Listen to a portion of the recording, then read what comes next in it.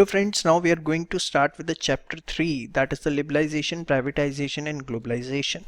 चलिए, liberalisation, privatisation and globalisation ये exactly है क्या, सबसे पहले आपको समराइज करें. देखिए, आपको पता है हमने जो मिक्स्ड इकोनॉमी अपनाई थी उसके पीछे हमारा मकसद था रीजनल डेवलपमेंट हो, रीजनल इनइक्वालिटीज ना आए, हिंदुस्तान में सबको एक जैसा रोजगार मिल सके, सबको इनकम मिल सके, पॉवर्टी कम हो. काफ़ी सारी चीज़ें हम अचीव भी कर पाए, ग्रीन रेवोल्यूशन बहुत सक्सेसफुल रहा जिसमें से. लेकिन 1990 आते आते हिंदुस्तान एक फाइनेंशियल क्राइसिस की सिचुएशन में फंस चुका था. वो फाइनेंशियल क्राइसिस की जो सिचुएशन थी वो हमने यहाँ पे 8 पॉइंट्स के अंदर डिवाइड की है जो हम आपके साथ डिस्कस करेंगे. लेकिन उसको छोड़िए, भी 1990 में हम एक फाइनेंशियल क्राइसिस की सिचुएशन में आ चुके थे और उसका पीछे सबसे बड़ा कारण कहीं ना कहीं जो था वो ये था कि जो हमारे हिंदुस्तान के अंदर जो ट्रेड था ना, वो एक तरह से क्लोज्ड इकोनॉमी था. क्लोज्ड इकोनॉमी मतलब आप हिंदुस्तान का एक व्यापारी दूसरे व्यापारी के साथ ट्रेड कर सकता है. अगर उसे बाहर से कोई गुड्स मंगाने हैं, रॉ मटेरियल मंगाना है, तो उसे हैवी इंपोर्ट ड्यूटी देनी पड़ती थी. इंपोर्ट ड्यूटी क्या होती है? जब आप विदेश से कोई चीज मंगाते हैं तो उस पे जो टैक्स दिया जाता है उसे बोलते हैं इंपोर्ट ड्यूटी. एक वर्ड होता है एक्सपोर्ट ड्यूटी. एक्सपोर्ट ड्यूटी क्या होता है? अगर हिंदुस्तानी कोई चीज बाहर बेच रहे हैं, अगर मैं इंडिया में हूं और मैं यहां से कोई चीज सेल करता हूं दुबई में, तो उस पे जो टैक्स लगता है उसको बोलते हैं एक्सपोर्ट ड्यूटी. इंपोर्ट ड्यूटी अगर हम फॉरेन से कुछ मंगा रहे. तो up to 1990 export duty and import duty both were on peak, दोनों बहुत बहुत ज़्यादा थी, जिस वजह से हिंदुस्तान का व्यापारी सिर्फ हिंदुस्तान में ही ट्रेड करता था. जो भी वैल्यू एडिशन होता था विद इन इंडिया ही होता था. और आपको पता है 1947 के अंदर कोई हमारे पास सोने के खजाने तो बचे नहीं थे. सब कुछ हमें दोबारा से रीडेवलप करना था, क्योंकि जो भी हमारा था, एक सबसे बड़ा झटका हमें पार्टीशन की फॉर्म में लगा. पाकिस्तान बांग्लादेश अलग हो गया, रिसोर्सेज हमारे सारे ब्रिटिश गवर्नमेंट ले गई. तो काफ़ी सारे ऐसे रीजंस थे. तो 1990 में फाइनली वो एक गुब्बारा जो है वो पूरा फटने के लिए तैयार था. हमें फंड्स की ज़रूरत थी, फंड्स के क्राइसिस आ गए थे. और जब हम इस फंड्स के क्राइसिस को पूरा करने के लिए IMF के पास गए, वर्ल्ड बैंक के पास गए, तो उन्होंने कहा कि आपको हम लोन तो दे दें, लेकिन आप ये लोन वापस चुकाओगे कैसे? कोई स्कीम बना के लाओ हमारे पास. आप हर बार लोन लेने आ जाते हो, लोन वापस कैसे करोगे? इसकी भी तो कोई स्कीम दो. आप क्लोज्ड इकोनॉमी, ट्रेड करते हो, विदेशों से आप ट्रेड करते नहीं. तो फिर ये पूरी स्कीम ड्राफ्ट हुई. लिबरलाइजेशन, प्राइवेटाइजेशन, ग्लोबलाइजेशन की 3 चीजें थी क्या? बड़े ध्यान से सुनिएगा, बड़ा इंटरेस्टिंग है. लिबरलाइजेशन, लिबरल कर दो, फ्री कर दो. हिंदुस्तान के अंदर हमने देखा चैप्टर 2 के अंदर there was the licence raj system. आपको कोई भी बिजनेस करना है तो उसका लाइसेंस लेना पड़ेगा. आप कितनी प्रोडक्शन कर सकते हो उसका लाइसेंस लेना पड़ेगा. कल दिन आप प्रोडक्शन बढ़ाना चाहते हो तो उसके लिए लाइसेंस रिन्यू करवाना पड़ेगा. तो ये तो सबसे बड़ा फैक्टर था जिसकी वजह से प्राइवेट सेक्टर पनप ही नहीं पा रहा था. वो ब्यूरोक्रेट्स के बीच में फंस के रह जाता था. उसे कहीं ना कहीं अच्छी खासी रिश्वतें खिलानी पड़ती थी लाइसेंस लेने के लिए. और ये कारण था कि प्राइवेट एंटरप्रेन्योर्स आगे नहीं बढ़ पा रहे थे. तो उन्होंने सबसे पहले इस लाइसेंस राज सिस्टम को ही खत्म किया. सिर्फ कुछ इंडस्ट्रीज को छोड़ के आपको कोई भी बिजनेस करना है तो 1991 ऑनवर्ड्स आपको लाइसेंस लेने की जरूरत नहीं थी. और घट घट के वो आज सिर्फ 3 बिजनेस ऐसे रह गए हैं जिनके लिए आपको लाइसेंस लेना पड़ता है. इंडियन रेलवेज मोनोपोली है गवर्नमेंट की. न्यूक्लियर एनर्जी से रिलेटेड अगर कुछ भी है, डिफेंस इक्विपमेंट से रिलेटेड कुछ है तो. अदरवाइज आप कोई भी बिजनेस करिए, ऐसी कोई दिक्कत नहीं है. लिबरलाइज कर दिया गया.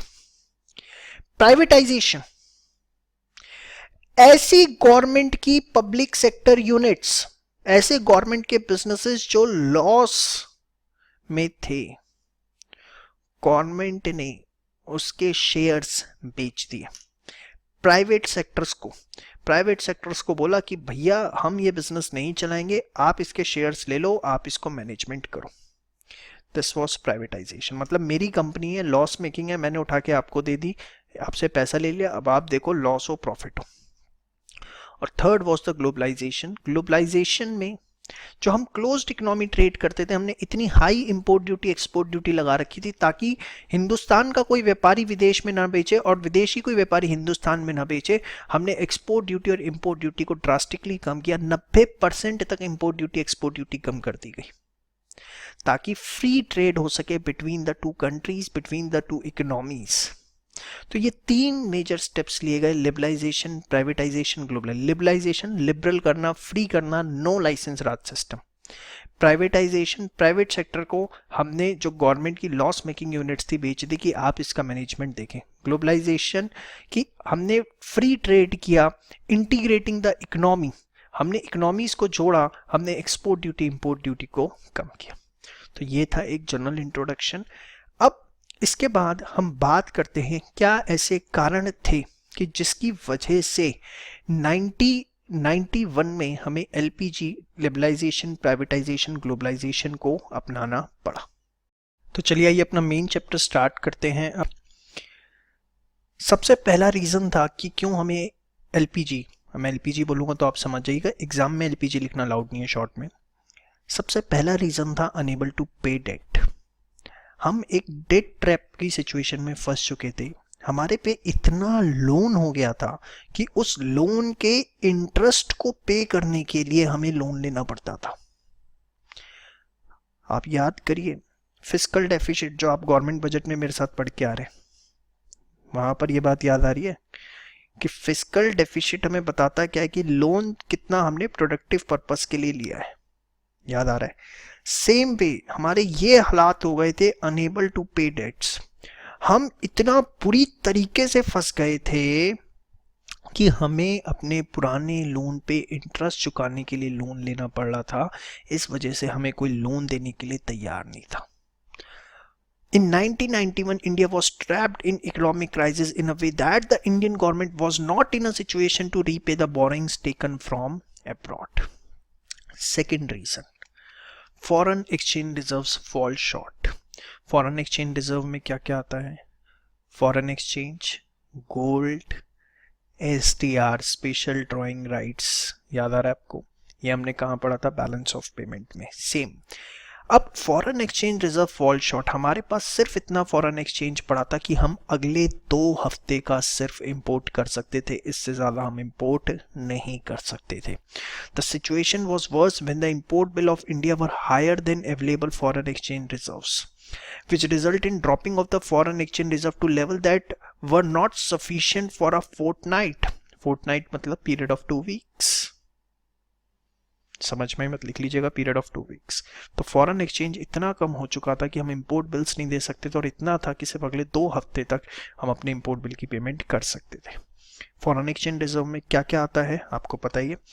गवर्नमेंट और central bank hold liquid, that is gold, foreign currency, other prescribed assets like special drawing rights. BOP में डिस्कस है, मैंने आपको पहले ही बताया। जो चीज़ हमारी मैक्रो में हो चुकी है इसको हम इग्नोर करेंगे, वहाँ बहुत डिटेल में हमने डिस्कस की थी। These are mainly used for importing petrol and other necessary item. क्यों हमें फॉरेन एक्सचेंज रिजर्व चाहिए होता है? For meeting emergency requirement to maintain the confidence of domestic currency. तो जो बीओपी में लिखा हुआ है सेम चीज़ यहाँ पे लिखी, कुछ भी उसमें नया नहीं, ठीक है। तो मेन फर्स्ट रीजन था unable to pay debt, second क्या था? Foreign exchange reserve fall short. Third reason के ऊपर अगर हम बात करते हैं, devaluation of rupee. Devaluation of rupee क्या होता है? अगेन बैलेंस ऑफ पेमेंट का टर्म है। देखिए जब, हाँ बताओ, सही सोच रहे हो। डीवैल्यूएशन क्या होता है? जब कोई कंट्री जानबूझ के अपनी करेंसी की औकात कम करती है। क्यों करती है? क्योंकि उसे एक्सपोर्ट्स अपने बढ़ाने होते हैं। बीओपी में हमने डीवैल्यूएशन ऑफ करेंसी और डेप्रिसिएशन ऑफ करेंसी में डिफरेंस पढ़ा था। तो डीवैल्यूएशन ऑफ रुपी, हमने अपनी करेंसी को आपको बताऊं 1947 में 1 rupee was equal to $1 and today आप देख लो 1 रुपी इक्वल टू $1। और जब 1991 की अगर हम बात करें तो शायद वो 35 तक आ गया था। मतलब जानबूझ के गवर्नमेंट क्या कर रही थी? अपनी करेंसी की औकात कम करती जा रही थी ताकि एक्सपोर्ट्स बढ़े। और वो इतना करते करते हो गया था कि हमारी रुपी की औकात आप देखो खत्म ही हो गई एज अगेंस्ट टू डॉलर, जो कि 1947 में $1 इक्वल टू 1 रुपी थी. So when the government or central authority deliberately decreases the value of currency with the purpose to increase exports and discourage imports, it is known as devaluation of currency. The low foreign exchange reserve resulted in sharp devaluation of the rupee, which made imports more expensive and exports cheaper, leading to more critical situations of India. हुआ क्या? Devaluation तो आपने कर दिया. अब पहले कोई $10 की चीज खरीदनी है, $1 ₹1 के इक्वल है, $10 की चीज कितने में आ जाएगी? 10 रुपए में. अब आपने $1 कर दिया 10 रुपए का. अगर $1 10 रुपए का है तो $10 कितने के आएंगे? अरे इतना तो मैथ्स आता है सबको. $1 10 का है तो $10 कितने के आएंगे? 100 रुपए के. वही चीज जो आप पहले 100 रुपए में 10 रुपए में इंपोर्ट कर रहे थे, अब आप कितने में इंपोर्ट कर रहे हो? 100 में, क्योंकि आपने डिवैल्यूएशन कर दिया, आपके इंपोर्ट्स महंगे हो गए. पहले $1 1 रुपया, $10 की चीज खरीदने कोई टेंशन नहीं है, 10 रुपए में आ जाएगी. अब $1 10 रुपया, तो $10 की चीज खरीदनी है कितने में आएगी? 100 रुपए में. तो आपके इंपोर्ट्स महंगे हो गए. हाँ या ना? एक्सपोर्ट्स में पैसा नहीं रहा. क्यों? विदेशियों को हिंदुस्तान से कोई चीज खरीदनी है. पहले 1 रुपए की चीज खरीदते थे तो $1 देते थे, अब 10 रुपए की चीज खरीद रहे हैं तो $1 दे रहे हैं. समझ रहे हो? पहले 1 रुपए की चीज खरीदते थे तो $1, अब 10 रुपए की चीज खरीदते तो $1. तो हमारे एक्सपोर्ट से जो फॉरेन एक्सचेंज आना चाहिए था वो नहीं आ रहा था. तो 3 सबसे बड़े कारण अगर आपसे पूछा जाता है कि एलपीजी हमने क्यों अडॉप्ट किया, तो पहले 3 रीजन जो हमेशा आपको लिखने हैं: unable to pay debt, for fall in foreign exchange reserve, and third is devaluation of rupee. इसके बाद नेक्स्ट पॉइंट था इन्फ्लेशन. जो इन्फ्लेशन था वो डबल डिजिट क्रॉस कर चुका था. 10% से ऊपर इन्फ्लेशन था. महंगाई बहुत ज़्यादा बढ़ती जा रही थी. देश के अंदर रिसोर्सेज की कमी थी, कंजम्पशन ज़्यादा थी, सप्लाई उतनी नहीं थी. इस वजह से भी कहीं ना कहीं एक क्राइसिस की सिचुएशन पैदा होती जा रही थी. The crisis were more critical as the prices of essential goods were causing a situation of inflation. Inefficiency of public sector, जिस पे गवर्नमेंट ने भरोसा किया कि कहीं ना कहीं वो ग्रोथ के अंदर हमारी हेल्प करेंगे, वो इनएफिशिएंट निकला. जो उससे उम्मीद की गई थी कि वो प्रॉफिट कमा के देगा, प्रॉफिट तो छोड़िए, वो तो गवर्नमेंट के लिए एक लायबिलिटी बन गया, गवर्नमेंट के लिए एक बर्डन बन चुका था. ठीक है. तो the public sector productivity and revenue generating figures were miserably low, resulting in shortage of revenue of the government. Deficient in balance of payment. Balance of payment आपको पता है, पीओपी में आप पढ़ चुके हैं कि एक बेसिकली अकाउंटिंग स्टेटमेंट होती है जिसमें हम सारे फॉरेन एक्सचेंज ट्रांजेक्शन्स का रिकॉर्ड करते हैं. उसमें डेफिशिट था. डेफिशिट मतलब, हाँ सही सोच रहे हैं, कि जो फॉरेन एक्सचेंज रिसीट्स थी वो कम थी और एक्सपेंडिचर्स ज़्यादा थे. ठीक है. और देखिए मैंने आपको बताऊं, पहले 3 पॉइंट सबसे ज़्यादा इंपॉर्टेंट इसीलिए बोले क्योंकि बाकी सब पॉइंट उसी में से निकले हैं. मेन जो है सबसे पहले 3 पॉइंट्स हैं जो आपको बहुत अच्छे से प्रिपेयर करने हैं. ठीक है. अब डेफिशिट होना ही था. रीजन बीइंग, आपने डीवैल्यूएशन ऑफ रुपी इतना ज़्यादा कर दिया. डीवैल्यूएशन करने से हुआ क्या? इंपोर्ट्स में ज़्यादा पैसा लग रहा था, एक्सपोर्ट से पैसा कम आ रहा था. इस चक्कर में दिक्कत आ गई. So due to the increase in payment of imports, ये जो भी हमने डिवैल्यूएशन में डिस्कस किया था, import exceeded the revenue arising from export. So there was a situation of deficit in balance of payment. All this accelerated the economic crisis. Thereafter failure of government working. ये point क्या है कि basically government का जो taxation से revenue था वो बहुत कम होता जा रहा था. हमारा लोन का जो, देखो कोई भी कंट्री लोन लेती है और उसे अपने देश में इंफ्रास्ट्रक्चर डेवलपमेंट पे इन्वेस्ट करती है तो everyone is ready to give the loan, क्योंकि इंफ्रास्ट्रक्चर डेवलप होगा तो बिजनेस बनेगा. लेकिन हम तो लोन इसलिए ले रहे थे क्योंकि हमें कंजम्पशन करनी थी. भाई सीधी सी बात है, सपोज मैंने लोन लिया क्योंकि मुझे घर खरीदना है तो इट्स एन इन्वेस्टमेंट. बट अगर मैं लोन इसलिए ले रहा हूँ क्योंकि मुझे खाने के पैसे नहीं है, तो क्या ये सिचुएशन ठीक है? कोई मुझे लोन देगा? हमारे हालात यही थे. हम लोन ले रहे थे कंजम्पशन पर्पस के लिए. That was the worst situation कि कोई हमें लोन नहीं देना चाह रहा था. टैक्सेशन से हमारे पास सफिशिएंट रेवेन्यू नहीं था. पब्लिक सेक्टर काम नहीं करके दे रहा था, वो लॉस जनरेट कर रहा था. इनफैक्ट 1991 के टाइम पे चंद्रशेखर की जो गवर्नमेंट थी हमारी, पीएम जो थे, वो अपना बजट पास नहीं करवा पाए, जिस वजह से विश्व में हमारी जो रेटिंग्स थी, बजट पास जो भी एक्चुअली गवर्नमेंट बजट बनाती है, पार्लियामेंट में वो पास होता है बजट, हमने गवर्नमेंट बजट में पढ़ा, तो पार्लियामेंट में वो बजट पास नहीं हुआ. इस वजह से वर्ल्ड वाइड हमारी क्रेडिट रेटिंग्स जो है वो बहुत कम हुई और लोग हमें लोन देने से, लोग मतलब यहाँ पे जो दूसरी कंट्रीज या फाइनेंशियल इंस्टीट्यूशंस है वो कतरा रहे थे. The government was not able to generate sufficient fund from taxation, even public sector also falling in generating revenue. The government spending on areas like defense did not result in immediate returns. Our foreign exchange borrowed from other countries and financial institutions was spent on meeting consumption needs. Even ruling government of that time, that is Chandrasekhar government, was not able to pass the budget, which dropped the credit ratings of India, leading to inability of Indian government to take even short-term loan from the international financial institutions like IMF और World Bank. Last point देखते हैं इसका.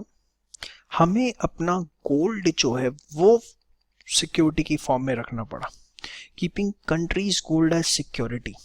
The bad credit ratings of Indian government led by government to keep the country's gold as security to avoid defaulting on payments. और जो आपका एक emergency funds थे, gold कोई भी कंट्री इमरजेंसी में यूज़ करती है और इमरजेंसी फंड्स अगर यूज़ करने पड़ जाए तो आप समझ सकते हैं कि देश के हालात किस हद तक पहुंच गए थे. तो जब हमने देखा कि भैया कोई हमें लोन नहीं दे रहा, कोई रास्ता नहीं है, गोल्ड को भी गिरवी रखना पड़ गया है और घर के सोने को, मतलब देश के सोने को गिरवी रख के लोन लेना पड़ रहा है, अब ये हालात आ गए, तो फाइनल स्टेप क्या था? Facing miserable condition, worsening economic crisis, India approached the IBRT International Bank for Reconstruction and Development, जिसको आज हम वर्ल्ड बैंक के नाम से जानते हैं, और IMF को से हमने 7 बिलियन का लोन किसी तरीके से लिया और क्राइसिस को मैनेज किया. The crisis led to the liberalization of the Indian economy. This resulted in opening the economy by removing the restriction on the private sector, that is liberalization, reducing the interface of the government sector in many areas, that is privatization, freeing the trade between India and other countries, that is globalization. लिख लीजिएगा book पे please, liberalization, privatization, globalization. ठीक है, तो ये थे हमारे final step जो हमें लेने पड़े. तो क्वेश्चन इसके ऊपर आ सकता है, एलपीजी क्यों हमें अडॉप्ट करना पड़ा, क्या उसके पीछे रीजन थे. बुक में से पहले इतना आप रीड कर लीजिए. बुक जरूर आपके पास होनी चाहिए जब आप इस वीडियो लेक्चर से पढ़ रहे हैं, अदरवाइज आप 100% चीज़ें नहीं निकाल पाएंगे जो आपको निकालनी है. और इसको आप इतना अच्छे से याद करके पूरा का पूरा टॉपिक जो है वो लिख के पहले प्रैक्टिस कर लीजिए.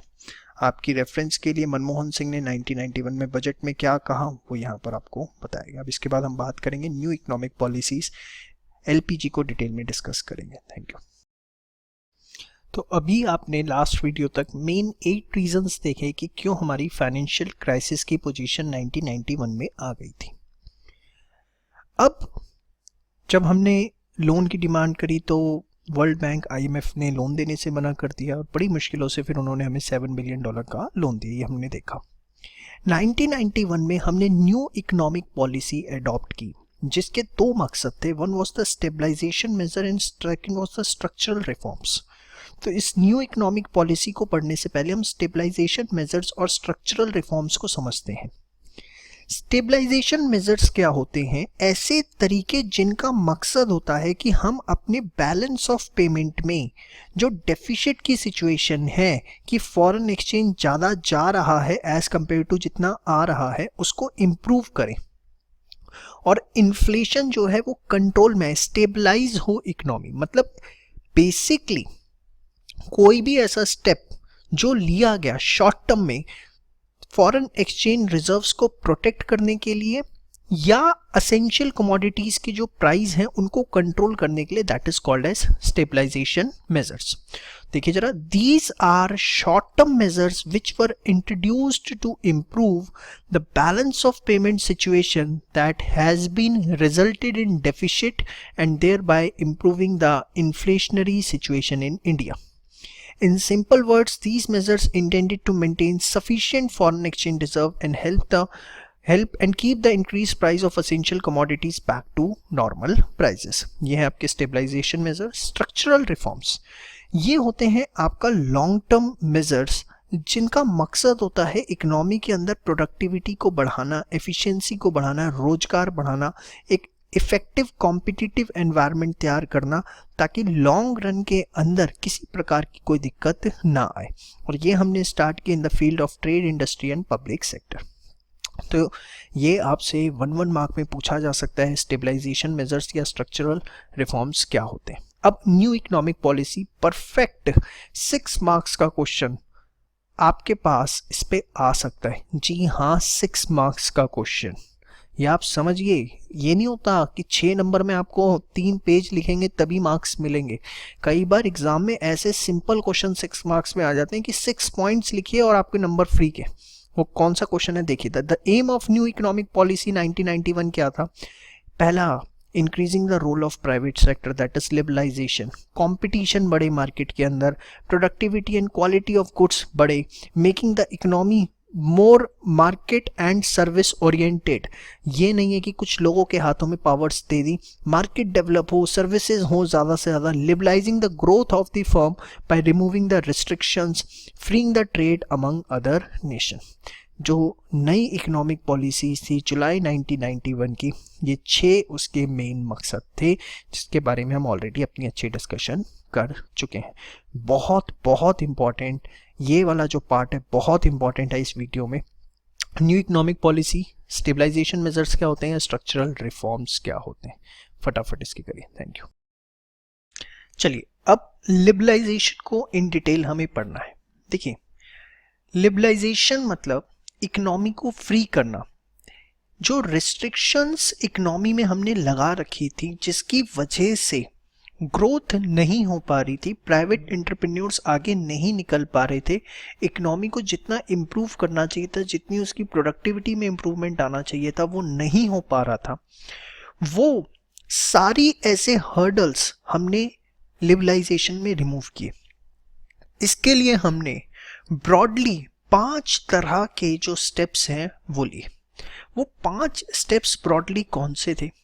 सबसे हमने पहले जो काम किया, इंडस्ट्रियल सेक्टर को डीरेगुलेट किया।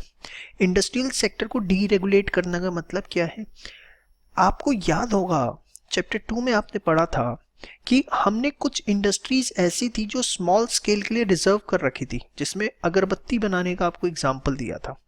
तो सबसे पहले उसको हटाया कि भैया कोई भी बिजनेस कोई भी करे, इससे कोई दिक्कत हमें नहीं है।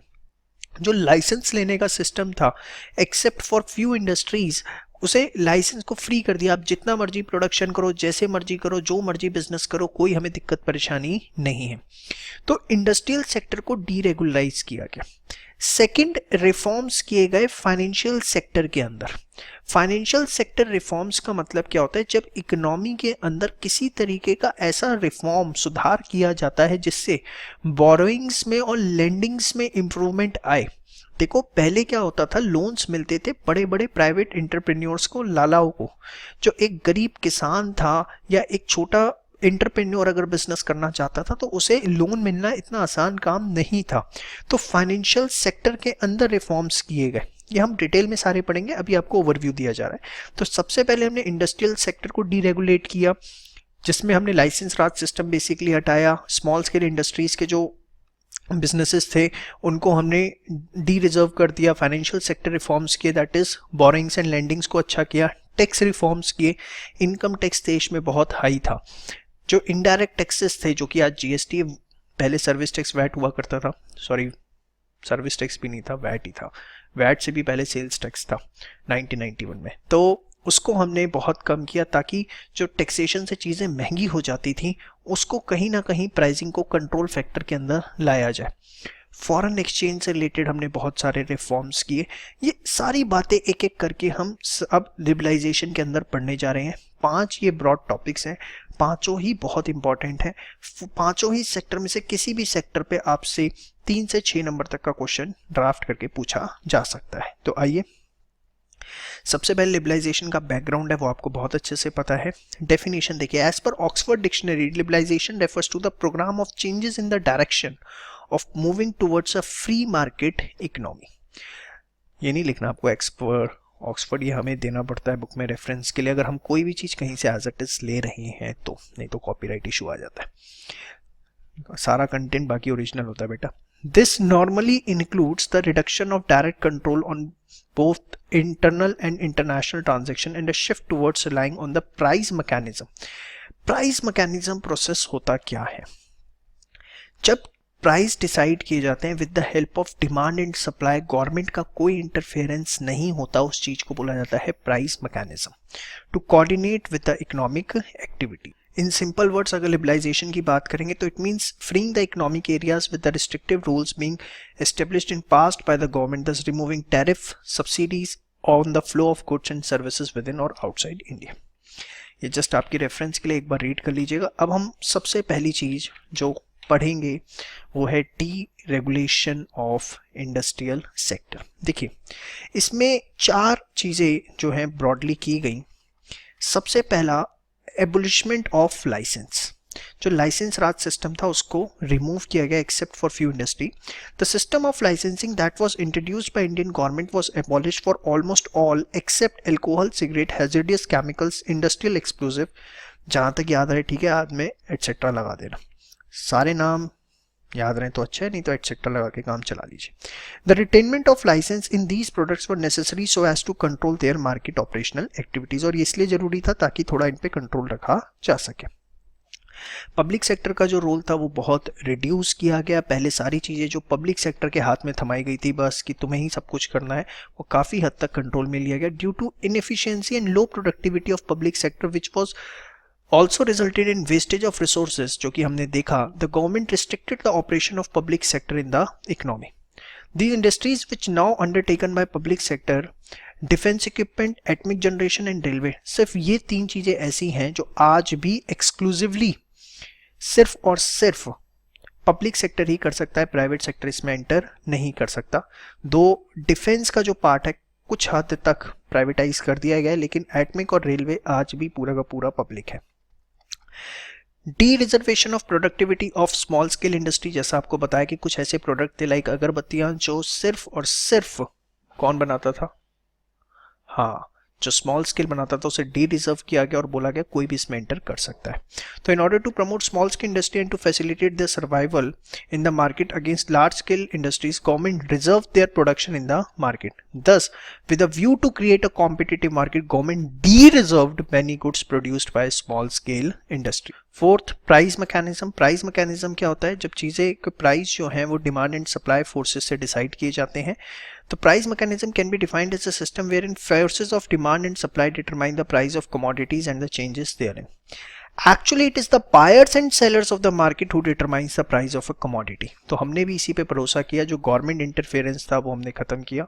To promote the price mechanism and create efficient market and optimal allocation of resources in many industries, determining the prices has been role in of the market. देखिए मार्केट वहीं जाती है जहां पैसा होता है और उसी तरफ जानी भी चाहिए, लेकिन वो चीज डिसाइड कैसे होती है? प्राइस मैकेनिज्म से, इसलिए हमें इसको अडॉप्ट करना पड़ा। तो ये चारों बातें हैं जो कि बहुत इंपॉर्टेंट है।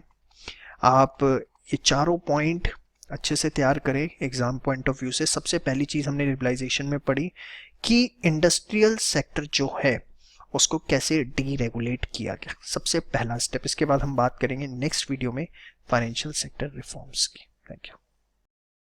चलिए बात करते हैं फाइनेंशियल सेक्टर रिफॉर्म्स की। देखिए फाइनेंशियल सेक्टर की जब हम बात करते हैं तो बेसिकली हमारा मतलब होता है एक ऐसा सिस्टम जिसमें लेंडिंग और बोरोइंग की बात की जा सके।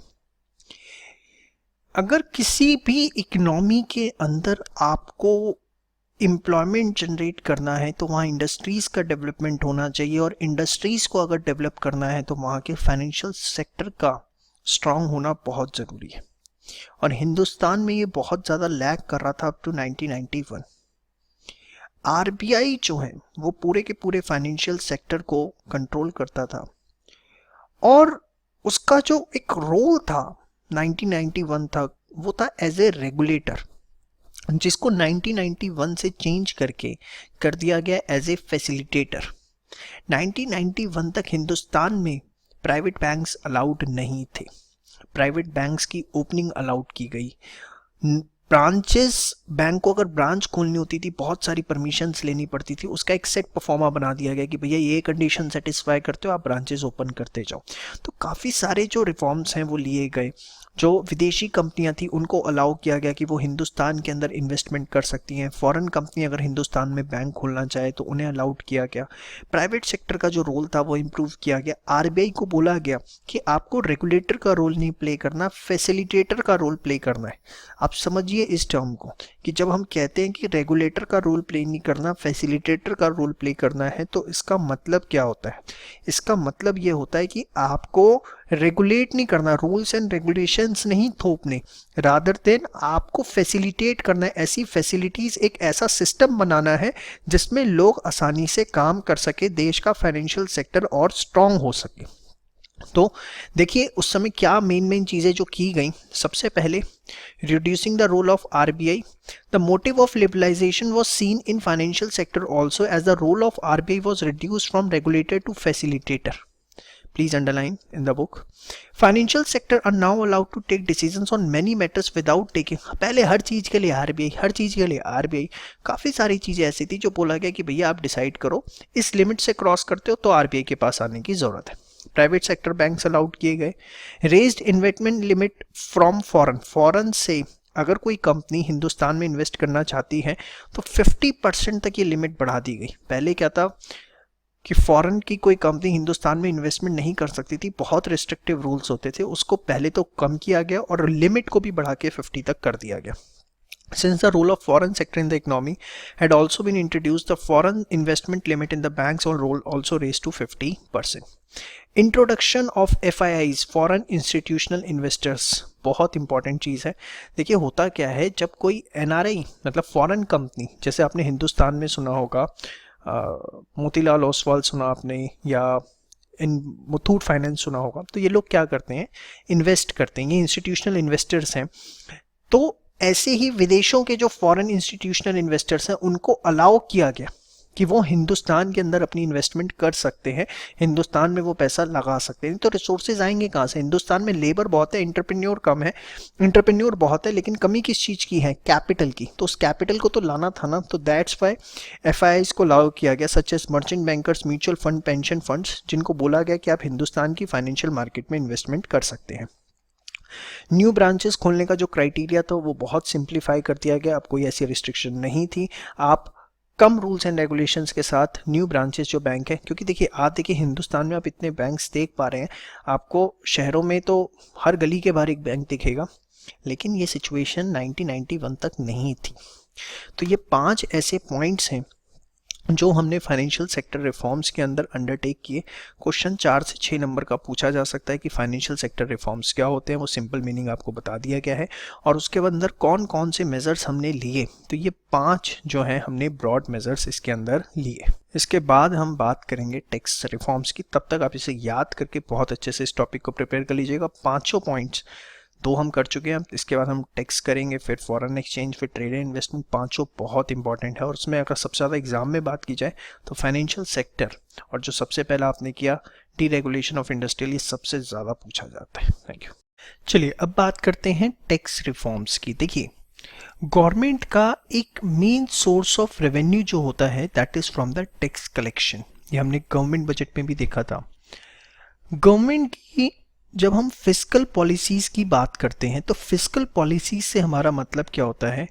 ऐसी पॉलिसीज़ जो गवर्नमेंट की रिलेटेड हैं, गवर्नमेंट के रेवेन्यू से या गवर्नमेंट के एक्सपेंडिचर से, तो उनको बोला जाता है फिस्कल पॉलिसीज़। बिफोर 1991 एक्चुअली में हिंदुस्तान के अंदर सबसे बड़ा प्रॉब्लम ये था कि जो गवर्नमेंट के पास रेवेन्यू आ रहा था वो बहुत कम आ रहा था और गवर्नमेंट के एक्सपेंडिचर्स बहुत ज़्यादा थे। One of the major source of revenue जो कि किसी भी गवर्नमेंट के लिए टैक्स होता है, हिंदुस्तान में वो सफिशिएंटली जनरेट नहीं हो रहा था, और उसके पीछे कुछ कारण थे। सबसे बड़ा कारण था कि हायर रेट ऑफ टैक्सेस।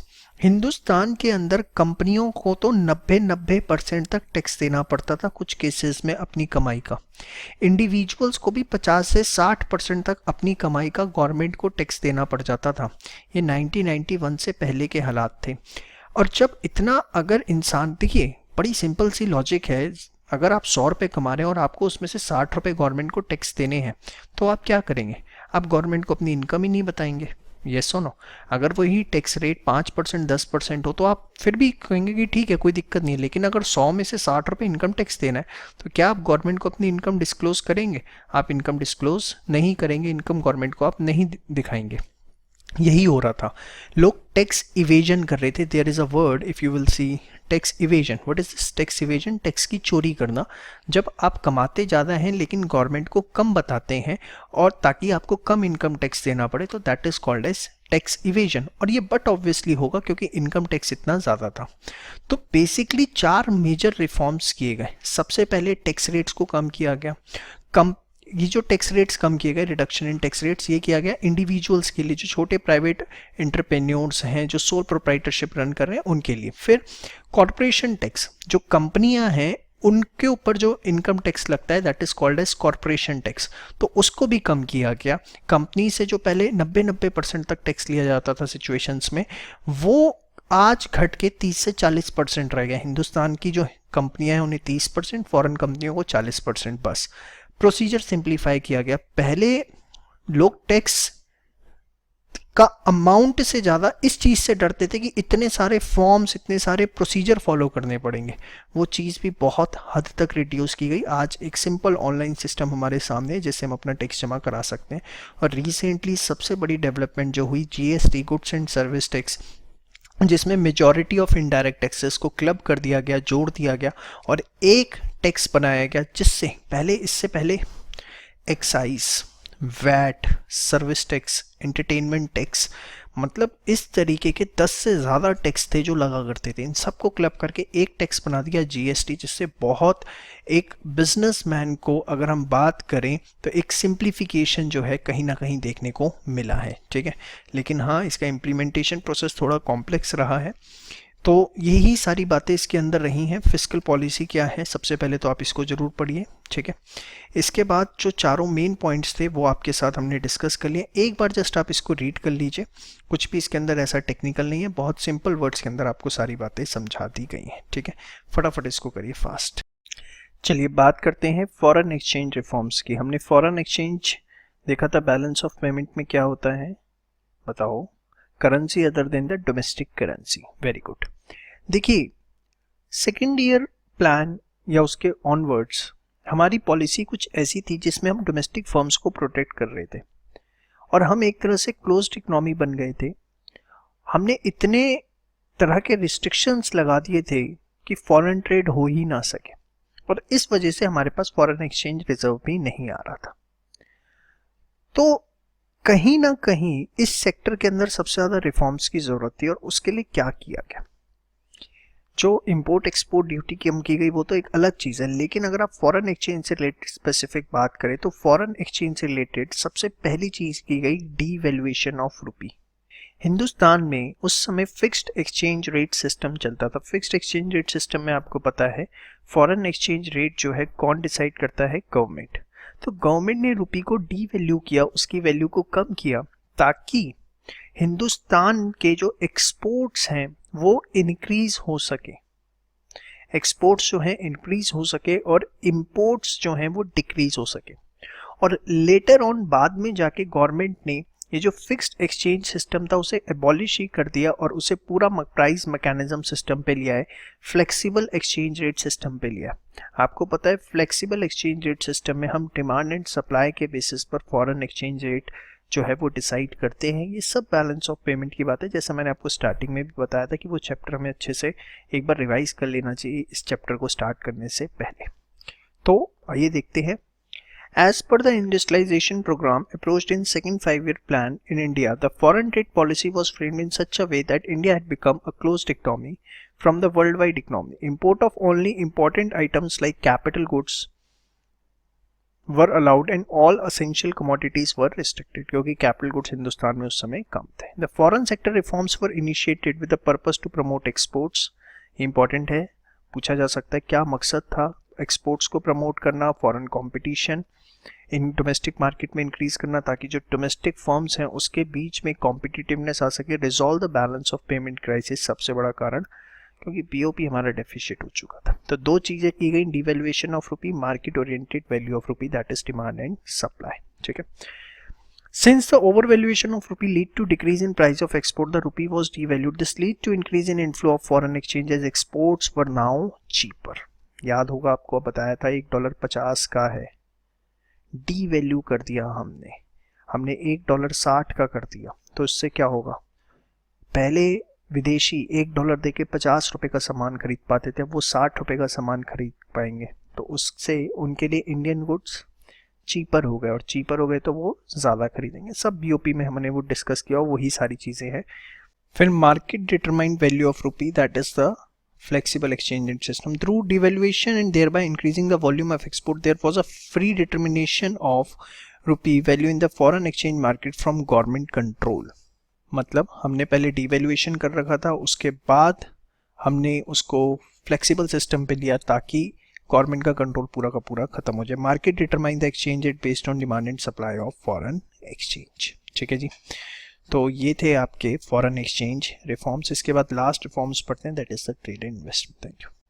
चलिए अब बात करते हैं last trade and investment policy reforms की। जैसा कि आपको बार बार मैं बता रहा हूँ कि डोमेस्टिक फर्म्स को तो हमने घर का दामाद बना रखा था, मतलब इतनी प्रोटेक्शन दे रखी थी कि पूछो मत, कोई कंपटीशन नहीं, फॉरेन रिस्ट्रिक्शंस इतनी ज़्यादा थी कि पूछो मत, जिसकी वजह से नतीजा 1991 में सामने देखने को लगा। इसमें हमने 4 तरह के रिफॉर्म्स लिए। सबसे पहले क्वांटिटेटिव रिस्ट्रिक्शंस हटाई। हमने काफ़ी सारी चीज़ों के इंपोर्ट करने पे रिस्ट्रिक्शन लगा रखी थी कि XYZ गुड्स हैं तो इससे ज़्यादा यूनिट्स एक बार में इंपोर्ट नहीं की जा सकती। एक तो हमने सबसे पहला काम किया कि जो क्वांटिटेटिव रिस्ट्रिक्शन है कि इससे ज़्यादा इंपोर्ट नहीं कर सकते, खत्म करो। सेकेंड चीज, हमने टैरिफ कम किए, मतलब जो टैक्स रेट्स थे, इंपोर्ट ड्यूटीज थी, वो हमने कम की ताकि विदेशी कंपनी आके यहाँ पे माल बेच सके। तीसरी चीज इसके बाद हमने करी, इंपोर्ट लाइसेंसिंग को खत्म किया। इंपोर्ट लाइसेंसिंग पहले इतना आसान नहीं था कि आपका मन किया आप फॉरेन से कुछ गुड्स मंगाना है और आपने मंगा लिया, जैसे आज के टाइम पे आप ऑर्डर करो सीधे घर आ जाएगा। पहले लाइसेंस लेना पड़ता था आपको किसी चीज़ को अगर विदेश से मंगाना है, तो इंपोर्ट लाइसेंसिंग खत्म कर दी गई, कोई आपको ऐसी परमिशन लेने की ज़रूरत नहीं है। और फोर्थ, एक्सपोर्ट ड्यूटी की, अगर इंडियन फर्म गुड्स बेच रही है फॉरेन कंट्री में तो उसे एक्सपोर्ट ड्यूटी देनी पड़ती थी, तो वो एक्सपोर्ट ड्यूटी को भी हमने खत्म किया। देखिए एक्सपोर्ट, एक्स मतलब छोड़ दिया, तो अगर हिंदुस्तान छोड़ दिया मतलब हिंदुस्तान से बेच दिया गया, तो एक्सपोर्ट कर रहे हैं। इंपोर्ट इन हो रहा है, तो जब विदेशों से मंगाते हैं तो इंपोर्ट कहलाता है। तो ये 4 चीजें इसके अंदर हुई। सबसे पहले रिमूविंग क्वांटिटेटिव रिस्ट्रिक्शंस, ठीक है। उसके बाद second, reduction of tax rates, abolishment of import licensing, abolishment मतलब फिनिश, इंपोर्ट लाइसेंसिंग पूरा खत्म कर दिया गया, और रिमूवेबल ऑफ एक्सपोर्ट ड्यूटीज। आइए एक बार रीड कर लेते हैं। Since the domestic firms were enjoying the protection from the foreign competition by the policies of Indian government, the quality of product being offered to the customer in domestic market was degrading day by day वो कम होती जा रही थी, competition नहीं था ना। Thus, in order to increase the international competition in the market, liberalization in trade was considered as an important measure. इसके 2 objectives थे। अगर पूछा जाए कि 2 ऑब्जेक्टिव्स कौन से trade and investment policy reforms के, तो first, it increases the foreign competition which in turn resulted in inflow of technology and innovative skills of production. आज आप क्या सोचते हो, आप इतनी नई फास्ट टेक्निक 4G 5G तक पहुंच रहे हो जब फटाफट, क्यों? क्योंकि फॉरेन कंपटीशन है। अगर ये ना हो तो मतलब ही नहीं उठता कि आप इतनी जल्दी आगे डेवलप कर पाते। तो शुक्रिया मानिए 1991 में ये पॉलिसी ऑप्ट हुई, so as to increase the efficiency in productivity. It also make ways of foreign investment in India. तो भैया फॉरेन कंट्रीज आएंगी तो इंडिया उस में इन्वेस्टमेंट करेंगे, एम्प्लॉयमेंट जनरेट होगा, पॉवर्टी दूर होगी, which would be beneficial for the growth of the economy. इसके बाद जो आपको बताया, removing quantitative restrictions with a view to help domestic firms to develop, government had introduced quantitative restriction policy on imports. जो पहले था कि इंपोर्ट आप इससे ज़्यादा नहीं कर सकते, जिससे डोमेस्टिक फर्म्स को फायदा मिलता था। That is restrict the quantity of goods that can be imported in India.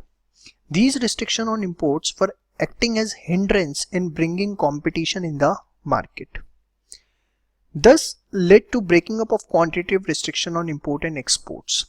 These were fully removed on import of manufactured consumer goods and agriculture produce from April 2001. पूरा एकदम पूरा का पूरा रिमूव कर दिया गया, इंपॉर्टेंट है। Reduction in tariff rates. Tariff rates were high on imports to make them expensive and discouraging them in the domestic market. Thus now the tariff rates have been reduced to allow imports. उसके बाद एबॉलिशमेंट, पूरा import licence, कोई licence की आपको लेने की जरूरत नहीं थी. एबॉलिशमेंट मतलब फिनिश और रिमूवल ऑफ एक्सपोर्ट ड्यूटी. तो ये थे आपके सारे रिफॉर्म्स जो गवर्नमेंट ने लिए. फटाफट इसको अच्छे से तैयार कर लीजिए, बहुत इंपॉर्टेंट है और इसमें सबसे ज़्यादा इंपॉर्टेंट है financial sector reforms. Thank you. चलिए बच्चों, अब हम बात करते हैं प्राइवेटाइजेशन की. देखिए, अभी तक आपने देखा कि कौन कौन से रिफॉर्म्स लिए गए to liberalise the trade in India in 1991. अब हम बात करेंगे प्राइवेटाइजेशन की. देखिए, आपको पता है हिंदुस्तान ने जो मॉडल अपनाया था 1947 में, 1947 में, उसमें ये था कि बेसिकली हम मिक्स्ड इकोनॉमी की तरह ऑपरेट करेंगे और जो बाद में प्राइवेट सेक्टर एस्टेब्लिश भी किए गए उन पे कहीं ना कहीं जो कंट्रोल था वो स्टेट का था. और जो पब्लिक सेक्टर ऑपरेट कर रहे थे, जो सरकारी कंपनियां बनाई गई थी कुछ स्पेसिफिक सेक्टर्स के अंदर ऑपरेट करने के लिए, ये देखा गया कि उनकी एफिशिएंसी जो है वो बेहतरीन नहीं थी. वहाँ पर सरकार को फ़ायदा होने की जगह नुकसान ज़्यादा हो रहा था. तो इन सब बातों को ध्यान में रखते हुए प्राइवेटाइजेशन का डिसीजन लिया गया. प्राइवेटाइजेशन में एग्जैक्टली किया क्या गया, ऐसी सरकारी कंपनियां, ऐसी पब्लिक कंपनियां जो बेसिकली गवर्नमेंट के लिए नुकसान का सौदा हो रही थी, जो गवर्नमेंट को कमा कर नहीं दे रही थी, गवर्नमेंट के लिए उल्टा हर साल एक बर्डन बन गई थी क्योंकि लॉस आता था और लॉस वो गवर्नमेंट को देना पड़ता था. तो ऐसी कंपनियों का डिसीजन लिया गया कि या तो उनको कंप्लीटली शट डाउन कर दिया जाए या उनको प्राइवेट सेक्टर्स को बेच दिया जाए और प्राइवेट सेक्टर को फुल लिबर्टी दे दी जाए कि आप इसको अपने तरीके से ऑपरेट करिए. तो प्राइवेटाइजेशन एग्जैक्टली था क्या?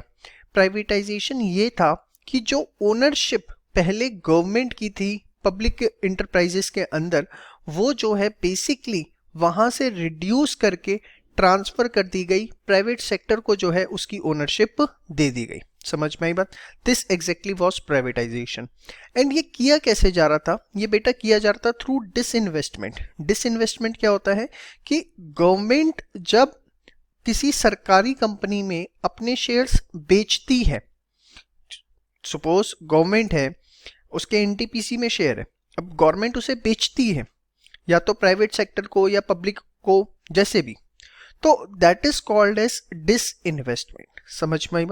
बड़ा ही सिंपल वर्ड्स में यहाँ लिखा हुआ है, जस्ट एक आपको प्लेन रीडिंग लगानी है, सारी बातें आपको समझ में आएंगी. देखिए, After independence, the leaders of new independent India adopted mixed economy and implemented the establishment of both public and private sector, but with the state controlling the overall economy. State का मतलब क्या है? Government.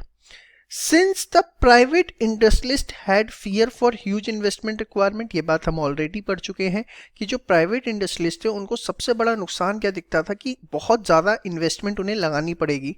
The state did the role of leader for economic development of the nation, but this in turn started hampering the economic development as the inefficiency of public sector. Please underline inefficiency of public sector. जो inefficiency थी public sector की, वो एक burden बन गई थी market के लिए as well as resources of nation. Thus, in order to control such adverse situation, the role of public sector need to be reduced in the areas where private sector can efficiently perform, and public sector should start aiming at other important areas. All this lead to the introduction of privatization. तो sir इसमें से हमें क्या याद करने की ज़रूरत है? तो इसमें से आपको जो एक मेन वर्ड याद रखने की ज़रूरत है कि इनएफिशिएंसी थी पब्लिक सेक्टर की, जो कि कहीं ना कहीं एक बर्डन बन गई थी मार्केट के लिए, रिसोर्सेज ऑफ नेशन के लिए. जो डिसीजन लिया गया कि प्राइवेटाइजेशन किया जाए. प्राइवेटाइजेशन होता क्या है? तो देखिए, सिंपल वर्ड्स में privatisation refers to transfer of assets और service function from the ownership and management of government to the private. बड़े सिंपल वर्ड्स में अगर हम बात करें, ऑक्सफोर्ड डिक्शनरी का भी मीनिंग आपकी अंडरस्टैंडिंग के लिए दिया हुआ है, आप देख सकते हैं. प्राइवेटाइजेशन में be adopted because of a believe that assets will be used more efficiently. क्यों प्राइवेटाइजेशन किया जाता है? What is the aim of privatisation? तो इसलिए किया जाता है क्योंकि एक विश्वास है कि इससे असेट्स जो है वो ज़्यादा एफिशिएंटली यूज होंगे under private ownership, to reduce the power of central authorities to raise revenue for the government or to attempt to spread property ownership more widely in society. So this is very important line कि what is और what are the aims of privatisation. समझ में आई बात? इसके ऊपर please जो है लिख लीजिए व्हाट इज और what are the aims of privatisation. ये जो एरिया येलो अंडरलाइन किया है ये पूरा का पूरा आपको लिखना है। क्वेश्चन है इसके ऊपर व्हाट इज और are the purpose of privatisation. ठीक है, इसके बाद as per IPR policy 1991 government ने पॉलिसी अडॉप्ट की डिसइन्वेस्टमेंट की। डिसइन्वेस्टमेंट क्या होता है? Please underline strategic sale of public sector units equity in the market. In simple word, selling of shares of public sector unit to a private entrepreneur. जब public sector unit के share private entrepreneurs को बेचे जाते हैं उसको हम क्या बोलते हैं? डिसइन्वेस्टमेंट। के दो मकसद होते हैं, एक तो फाइनेंशियल बर्डन गवर्नमेंट का रिड्यूस हुआ, दूसरा पब्लिक फाइनेंस इंप्रूव होते हैं। आइए देखते हैं। Reducing the financial burden of the government due to continuous inefficient working of public firms. भाई पब्लिक फर्म्स जो है वो तरीके से काम नहीं कर रही हैं। अब वो तरीके से काम नहीं कर रही हैं तो गवर्नमेंट के लिए बर्डन है, और गवर्नमेंट ने जब ऐसी कंपनियों को बेच दिया तो कहीं ना कहीं गवर्नमेंट का जो बर्डन है वो कम हुआ। उसके बाद improving public finance, that is to allocate resources of government on essential areas for more welfare of economy. ये क्या है कि देखिए, अगर गवर्नमेंट ने लॉस मेकिंग कंपनियां प्राइवेट सेक्टर को बेच दी और प्राइवेट सेक्टर उसको ऑपरेट कर रहा है तो गवर्नमेंट ज़्यादा अच्छे से फोकस कर पाएगी सिर्फ उन एरियाज पे जहां उसकी ज़्यादा ज़रूरत है। देखिए बड़ा सिंपल सी चीज़ है, अगर मैं ही पेपर चेकिंग करूं, मैं ही असाइनमेंट की टाइपिंग करूं, मैं ही आपसे बात करूं तो क्या मैं प्रॉपर रिकॉर्डिंग कर पाऊंगा? नहीं। टेस्ट पेपर चेकिंग का काम के लिए एक टीम बना दी, आपकी इंक्वायरीज के लिए एक टीम बना दी, आपके असाइनमेंट्स प्रिपेयर करने के लिए अलग R&D डिपार्टमेंट बना दिया, तो मेरा काम फ्री हुआ। Now I can put more focus on recording part. Yes और नो? तो same with the government. Government unnecessary इतनी चीज़ों में फंसी हुई थी, गवर्नमेंट उससे निकलेगी तो जो मेन एरियाज है वहां पर फोकस कर पाएगी। हाँ या ना? चलिए, एडवांटेजेस ऑफ प्राइवेटाइजेशन को समझने से पहले हम ये समझते हैं PSU with special status, Maharatnas and Navratnas ये क्या था। देखिए नवरत्न होता क्या है मैं आपको पहले ये बताऊं। नवरत्ना बेसिकली एक ऑर्नामेंट, कोई आप कहो रिंग, टेलिस्मैन, या जिसको आप कह सकते हैं एक ऑर्नामेंट, दिख रहा है आपको? जो टेलिस्मैन या ऑर्नामेंट आप कहते हैं ये एक स्पेशल तरीके की कोई रिंग या कोई भी ऐसा ऑर्नामेंट हो सकता है जिसमें 9 प्रीशियस जेम्स, 9 प्रीशियस जेम्स जो हैं वो लगे होते हैं। जेम्स मतलब स्टोन। एक्चुअली जब विक्रमादित्य या मुगल एम्परर जो अकबर थे, इन्होंने ये नवरत्ना का कॉन्सेप्ट जो है अडॉप्ट किया था अपनी कोर्ट में। अपनी कोर्ट में मतलब अपने दरबार में। इनका दरबार लगता था जहाँ ये डिसीजंस लिया करते थे, जो आपने अपनी हिस्ट्री में पढ़ा होगा। तो इसमें क्या होता था कि नवरत्ना का स्टेटस वो उसको देते थे जो उनके 9 सबसे खास बंदे होते थे, उनको नाम दिया जाता था नवरत्ना का, कि ये नवरत्ना ग्रुप है अकबर का, ये नवरत्ना ग्रुप है विक्रमादित्य का, कि वो 9 सबसे खास बंदे हैं महाराजा के, राजा के। ठीक है, सेम कॉन्सेप्ट हिंदुस्तान ने इसी तरह की कोई चीज़ अडॉप्ट की प्राइवेटाइजेशन के बाद 1997 में। 9 पब्लिक सेक्टर यूनिट्स ऐसे थे जिनको नवरत्ना का स्टेटस दिया गया, कि मतलब गवर्नमेंट की सबसे खास ये 9 कंपनियां हैं। इनको फ़ायदा क्या था? इनको सबसे बड़ा जो स्टेटस दिया गया, जो सबसे बड़ी पावर दी गई कि ये गवर्नमेंट की कंपनियां हैं, लेकिन 1000 करोड़ रुपए तक की इन्वेस्टमेंट बिना किसी गवर्नमेंट कंट्रोल के ये कर सकते थे। दिख रहा है आपको? Navratna companies could invest up to ₹1000 crore without explicit government approval. उस तो बेसिकली जो नवरत्ना था वो क्या है, अगर आपसे पूछ लिया जाए एग्जाम के अंदर बड़े सिंपल वर्ड्स में, जो गवर्नमेंट की सबसे सुपर डुपर स्पेशल 9 कंपनीज हैं जिनको कुछ स्पेशल पावर्स दी गई, वो क्या है? नवरत्ना। ठीक है, आइए जरा। Certain public sector undertakings have been awarded additional financial autonomy. These companies are public sector companies that have comparative advantages. Please underline, public sector companies that have comparative advantage, giving them greater autonomy to compete in global market so as to support in their drive to become global giant. ये exact definition होगी आपकी Navratna companies की। Please इसको underline कर लीजिए, इसके ऊपर question पूछा जा सकता है।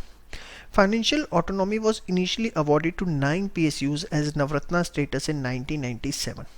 इसके ऊपर क्वेश्चन आपसे पूछा जा सकता है कि कब ये स्टेटस दिया गया था। 1997 में। 1 मार्क क्वेश्चन में देखिए कुछ भी आ सकता है, बहुत चीज़ें इंपॉर्टेंट है, कोई चीज़ आप नहीं छोड़ सकते।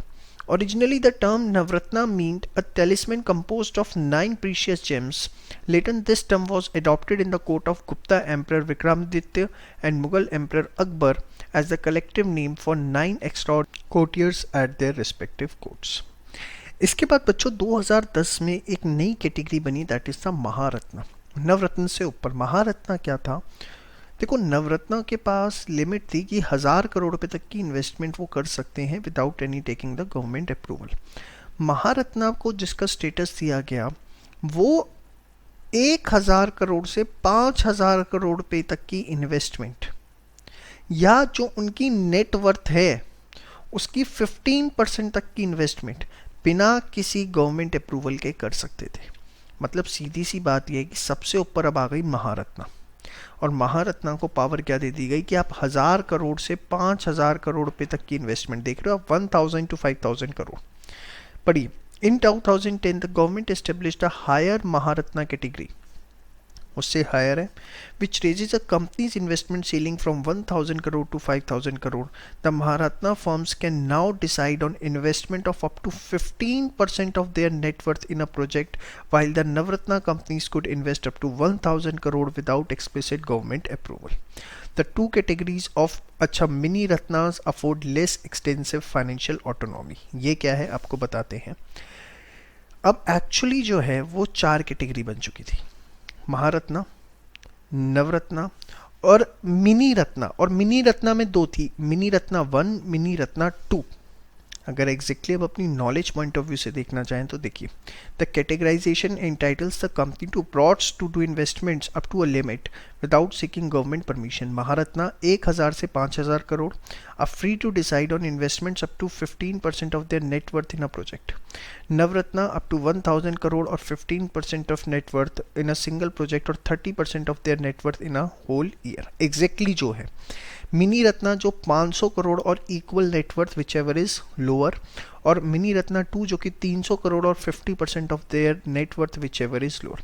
जो एक्चुअल कैटेगराइजेशन है वो आपका ये है, अगर आपको एक्चुअली समझना है। देखिए, बुक में आपकी एनसीईआरटी जो गिवन है हमें उस हिसाब से रहना पड़ता है, लेकिन अगर आप इसको अच्छे से समझना चाहते हैं तो इस चीज़ को समझिए and I will suggest you कि इसको आप नोट डाउन कर लीजिए।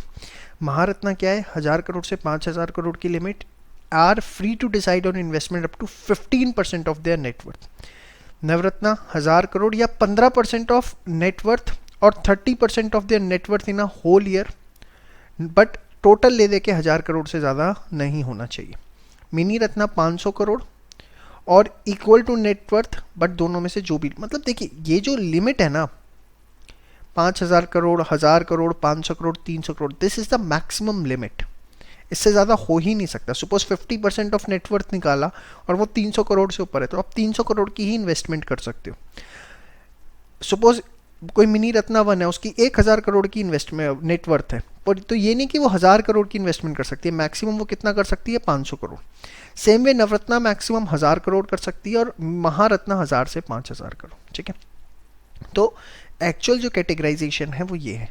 आज के टाइम पे जो महारत्ना है हिंदुस्तान में वो Coal India, Indian Oil, NTPC, Steel Authority, Bharat Heavy Electrical, GAIL India, Oil and Natural Gas, और जो नवरत्ना कंपनीज हैं भारत इलेक्ट्रिकल, भारत पेट्रोलियम, हिंदुस्तान, ये सारी जो हैं आपकी नवरत्ना कंपनीज हैं। महानगर टेलीफोन नगर निगम, ठीक है, तो ये 14 कंपनीज नवरत्ना कैटेगरी के अंदर दी गई हैं। अपार्ट फ्रॉम दैट 53 कंपनियां मिनी रत्ना कैटेगरी 1 में हैं और 16 कंपनियां मिनी रत्ना कैटेगरी 2 के अंदर है, जो प्रेजेंट सिचुएशन है। इसको आप एक सेपरेट शीट पे अच्छे से नोट कर लीजिए, ये आपकी नॉलेज पॉइंट ऑफ व्यू से बहुत ज़रूरी चीज़ है।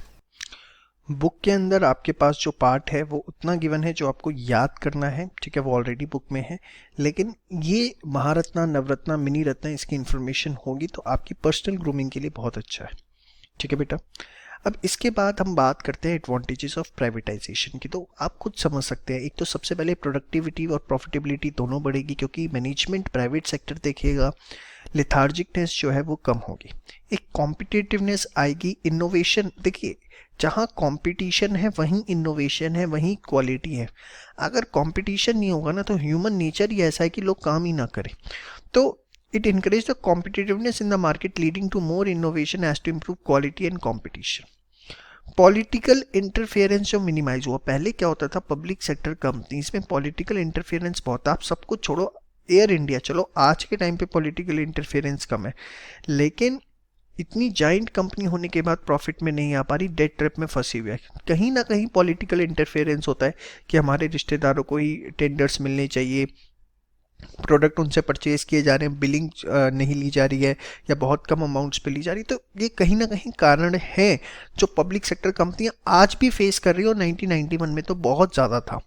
It helps to reduce the financial burden on government क्योंकि जितनी भी लॉस मेकिंग कंपनीज थी वो प्राइवेटाइज कर दी गई and emerged as a positive impact on government financial status. Privatisation could provide strong memorandum on inflow of FDI. जब आप प्राइवेटाइजेशन करते हैं ना तो एफडीआई भी बढ़ता है क्योंकि देखो कोई भी विदेशी कंपनी किसी हिंदुस्तान में प्राइवेट सेक्टर की कंपनी के साथ पार्टनरशिप करते हुए नहीं घबराएगी, लेकिन गवर्नमेंट के साथ पार्टनरशिप करने में उसे खतरा है क्योंकि देखो विदेशी कोई प्राइवेट सेक्टर की कंपनी आ रही है, इनोवेशन है, टेक्नोलॉजी है, डेडिकेटेड टू वर्क है, और गवर्नमेंट कंपनी के अंदर कहीं ना कहीं वो मिसमैच करेगा, उनकी वाइब्स के साथ वो मैच नहीं कर पाएगा। तो इसीलिए एक प्राइवेट सेक्टर कभी भी दूसरे प्राइवेट सेक्टर के साथ हमेशा रेडी रहता है कि हम इन मिलके बिजनेस करने के लिए पार्टनरशिप में तैयार हैं, लेकिन वो गवर्नमेंट के पास पार्टनरशिप करना हमेशा अवॉइड करता है। तो कहीं ना कहीं प्राइवेटाइजेशन से एक वो इनफ्लो एफडीआई का, एक वो जो विदेशी इन्वेस्टमेंट हिंदुस्तान में आनी, वो भी एक फ्लो बहुत ज़्यादा 1991 के बाद पड़ा है। तो ये 5 एडवांटेजेस हैं प्राइवेटाइजेशन के जो कि आपसे एग्जाम में पूछे जा सकते हैं। बहुत इंपॉर्टेंट वीडियो है, बड़े अच्छे से इसको तैयार करिएगा। चलिए बच्चों, अब हम बात करेंगे ग्लोबलाइजेशन की। ग्लोबलाइजेशन होता क्या है? देखिए बड़े सिंपल वर्ड्स में अगर ग्लोबलाइजेशन को हम बोलें तो पूरे वर्ल्ड को एक मार्केट की तरह देखना। मतलब देखिए कि कोई भी कंट्री का कोई भी ट्रेडर किसी भी कंट्री के ट्रेडर के साथ ट्रेड कर सकता है, ये है ग्लोबलाइजेशन। जितनी भी रिस्ट्रिक्शंस हैं इंपोर्ट एक्सपोर्ट पे उसको लिबरलाइज करना, फ्री करना, कोई कोटा ना लगाना जो कि हमने देखा पहले लगाया हुआ था, इंपोर्ट ड्यूटी हायर ना रखना, ताकि एक इकोनॉमी को वर्ल्ड की इकोनॉमी के साथ जोड़ा जा सके। देखिए इसके बहुत सारे फायदे हैं, सिर्फ ये मत देखिए कि बिजनेस बढ़ता है। देखिए ग्लोबलाइजेशन के बाद 1991 में हिंदुस्तान में इतनी विदेशी कंपनियां आई जिन्होंने हिंदुस्तान के अंदर इन्वेस्टमेंट करना शुरू किया। उससे सबसे बड़ा फायदा जो हिंदुस्तान को हुआ, एम्प्लॉयमेंट बढ़ा, नए नए इनोवेटिव स्किल्स हैं, जो यहाँ की ऑलरेडी प्राइवेट फर्म्स थी उनके अंदर एक कॉम्पिटिटिवनेस आई, यस और नो। और इससे हमेशा जो लेबर सरप्लस इकोनॉमी है लाइक इंडिया, इनको हमेशा फ़ायदा होता है क्योंकि जब विदेशी कंपनियां हिंदुस्तान में आएंगी और यहाँ नए नए प्रोजेक्ट्स लगाएंगी तो ऑब्वियसली उससे कहीं ना कहीं एम्प्लॉयमेंट बढ़ेगा, यस और नो।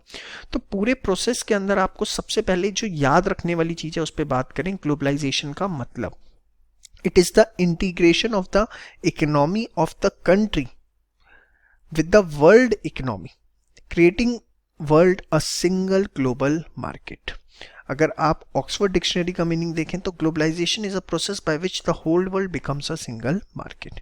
ये वाला आप याद रखिएगा इन सिंपल वर्ड्स, ग्लोबलाइजेशन होता क्या है, समझ में आई बात। ये जस्ट एक इंट्रोडक्शन है, बैकग्राउंड, इसको आप एक बार रीड कर लीजिएगा। बेनिफिट्स की अगर हम बात करें तो देखिए बेनिफिट से सबसे पहला बेनिफिट, देखिए बेनिफिट्स हर किसी के बहुत इंपॉर्टेंट है, बड़े अच्छे से तैयार करने हैं।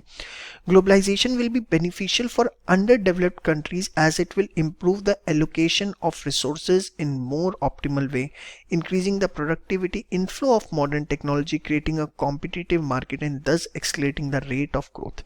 जो अंडर डेवलप्ड इकोनॉमीज हैं, जो कि हिंदुस्तान भी था उस समय कहीं ना कहीं, जब वो ग्लोबलाइजेशन को ऑप्ट करते हैं, विदेशी कंपनी आती हैं, रिसोर्सेज आते हैं, प्रोडक्टिविटी बढ़ती है, न्यू टेक्नोलॉजी आती, कॉम्पिटिटिव सिनेरियो क्रिएट होता है जिससे कहीं ना कहीं उस देश का हमेशा रेट ऑफ ग्रोथ बढ़ेगा। जो लेबर सरप्लस इकोनॉमीज है उनको फायदा मिलता है क्योंकि एम्प्लॉयमेंट अपॉर्चुनिटीज क्रिएट हो पाती हैं। इनफ्लो ऑफ फॉरेन इन्वेस्टमेंट, ये बड़ा कॉमन पॉइंट है। ग्लोबलाइजेशन से आपकी देखिए हिंदुस्तान में आज इतना एफडीआई आ रहा है और उसके कितने फायदे हैं अगर आप देखें तो आपके सर्कल में भी ना करते हुए 10 में से 5 बंदे ऐसे होंगे जो किसी एमएनसी में कहीं ना कहीं एम्प्लॉयड हैं या उनका बिजनेस एमएनसी की वजह से चल रहा है। इतना फायदा हिंदुस्तान को मिला है उससे। और जब देखो लोगों को एम्प्लॉयमेंट मिलता है, बिजनेस मिलता है, तो उनका स्टैंडर्ड ऑफ लिविंग भी बढ़ेगा। क्यों? क्योंकि इनकी इनकम जनरेशन कैपेसिटी जो है, परचेजिंग पावर बढ़ी। तो this is the D point. Globalisation will also increase the standard of living of the income as income generation capacity will enhance thereby increasing the purchasing power. देखिए हमने कोशिश करी कि हर point, दूसरा point जो लिखा जाए ना वो पहले पॉइंट से लिंक हो। जैसे आपने देखा डी पॉइंट है, वो हमने कहीं ना कहीं कोशिश करी कि ऊपर वाले पॉइंटों से लिंक हो। ई point, not only employment opportunity, globalization will create many career enhancement opportunities for the people by offering advanced level jobs rather than the routine jobs। अब देखिए एमएनसीज में क्या होता है, टारगेट दे दिए जाते हैं और आपको इंडिपेंडेंट छोड़ दिया जाता है to take your decisions. They are only interested in one thing कि by this date your target should be achieved. What you are doing, how many hours you are sitting in the office, doesn't matter for them. और कहीं ना कहीं इससे एक जो किसी भी व्यक्ति के अंदर एक स्किल होता है काम को नए करने से, तरीके से करने का, वो सामने निकल के आता है। तो ये बेनिफिट्स हैं सारे ग्लोबलाइजेशन के, अच्छे से याद होने चाहिए with the meaning of globalisation. बच्चों नेक्स्ट टर्म है आउटसोर्सिंग और बहुत ही इंपॉर्टेंट टर्म। मतलब आप ये समझ लीजिए इसके क्वेश्चन आने के चांसेस 99.9% है और 4 से 5 नंबर का क्वेश्चन आपको इसके ऊपर देखने को मिल सकता है। आउटसोर्सिंग होता क्या है? देखिए बड़े सिंपल वर्ड्स में आपको समझाते हैं। आप हमसे वीडियो लेक्चर्स परचेज करते हैं और वीडियोस देखते हैं।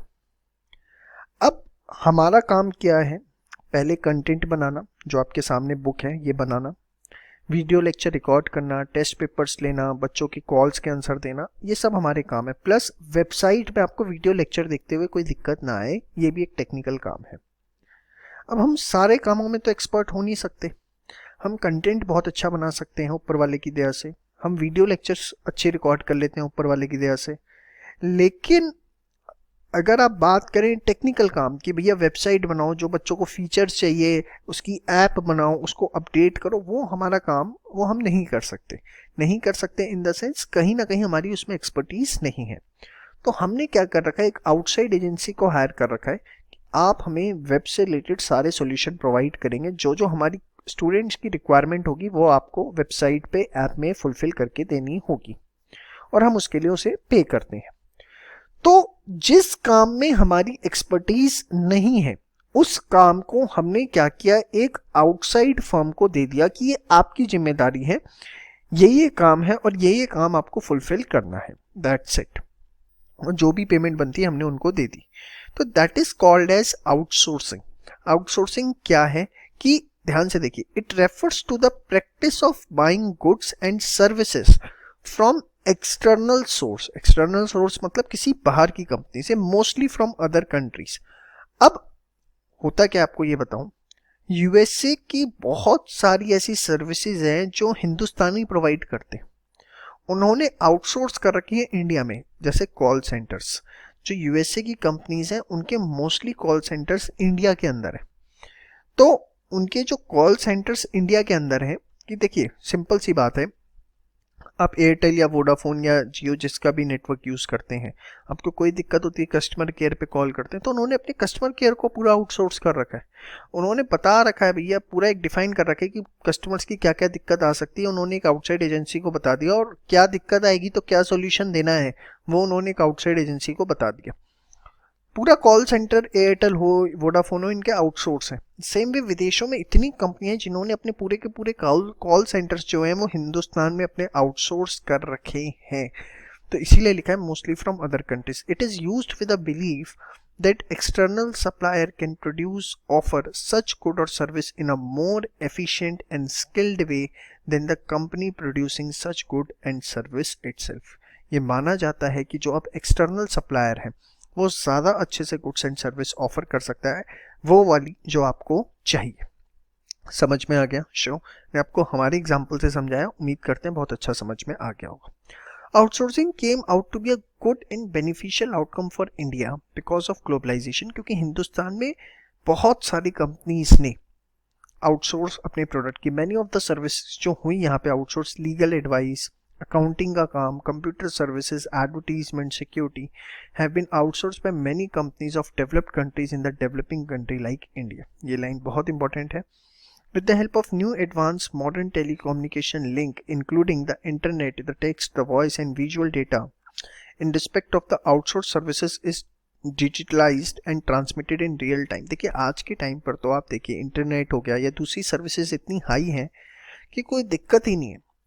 आप सिंपल सा एग्जांपल देते हैं, गूगल शीट पे, एक्सेल पे आप कोई काम कर रहे हैं या वर्ड पे कोई काम कर रहे हैं, तो आप यहाँ पे मैं कुछ अपडेट कर रहा हूँ तो अमेरिका में बैठा हुआ बंदा उसे देख सकता है कि मैं अपने कंप्यूटर पे क्या काम कर रहा हूँ। तो इतनी टेक्नोलॉजी एडवांस हो गई है कि आउटसोर्सिंग से अब ये डिफरेंस ही खत्म हो गया है कि आप खुद काम कर रहे हैं, आपके बिहाफ पे कोई काम कर रहा है, क्योंकि रियल टाइम पे जो है उस काम की डिलीवरी आपको मिलती है। समझ में आई बात? श्योर। बहुत इंपॉर्टेंट है आउटसोर्सिंग, क्वेश्चन इस पे आ सकता है 4 नंबर तक का। Reasons for the companies to go global, क्यों कंपनीज ग्लोबल चाहती हैं? अगर 4 नंबर का क्वेश्चन आता है आउटसोर्सिंग में तो वो ये चीज़ भी इसमें पूछ लेता है साथ में ही, इस मतलब 2 क्वेश्चन इनबिल्ट होते हैं ये। अदरवाइज सिर्फ आउटसोर्सिंग पूछा तो फिर वो डेफिनेशन या कुछ एक आधा पॉइंट पूछ के मैक्सिमम 3 नंबर तक रिस्ट्रिक्ट रखेगा।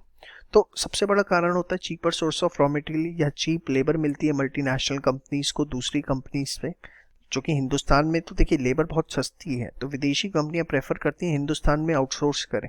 क्यों? क्योंकि यहाँ लेबर बहुत सस्ती है, रॉ मटेरियल बहुत सस्ता है comparatively. With a view to grow and expand their market operations, एक तो कारण ये है कि रॉ मटेरियल लेबर सस्ता मिलता है दूसरी कंट्रीज में।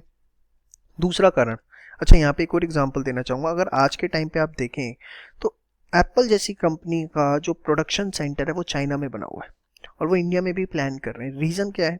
क्योंकि उन्हें रॉ मटेरियल और लेबर बहुत सस्ता मिलता है वहाँ। चलिए आगे बात करते हैं।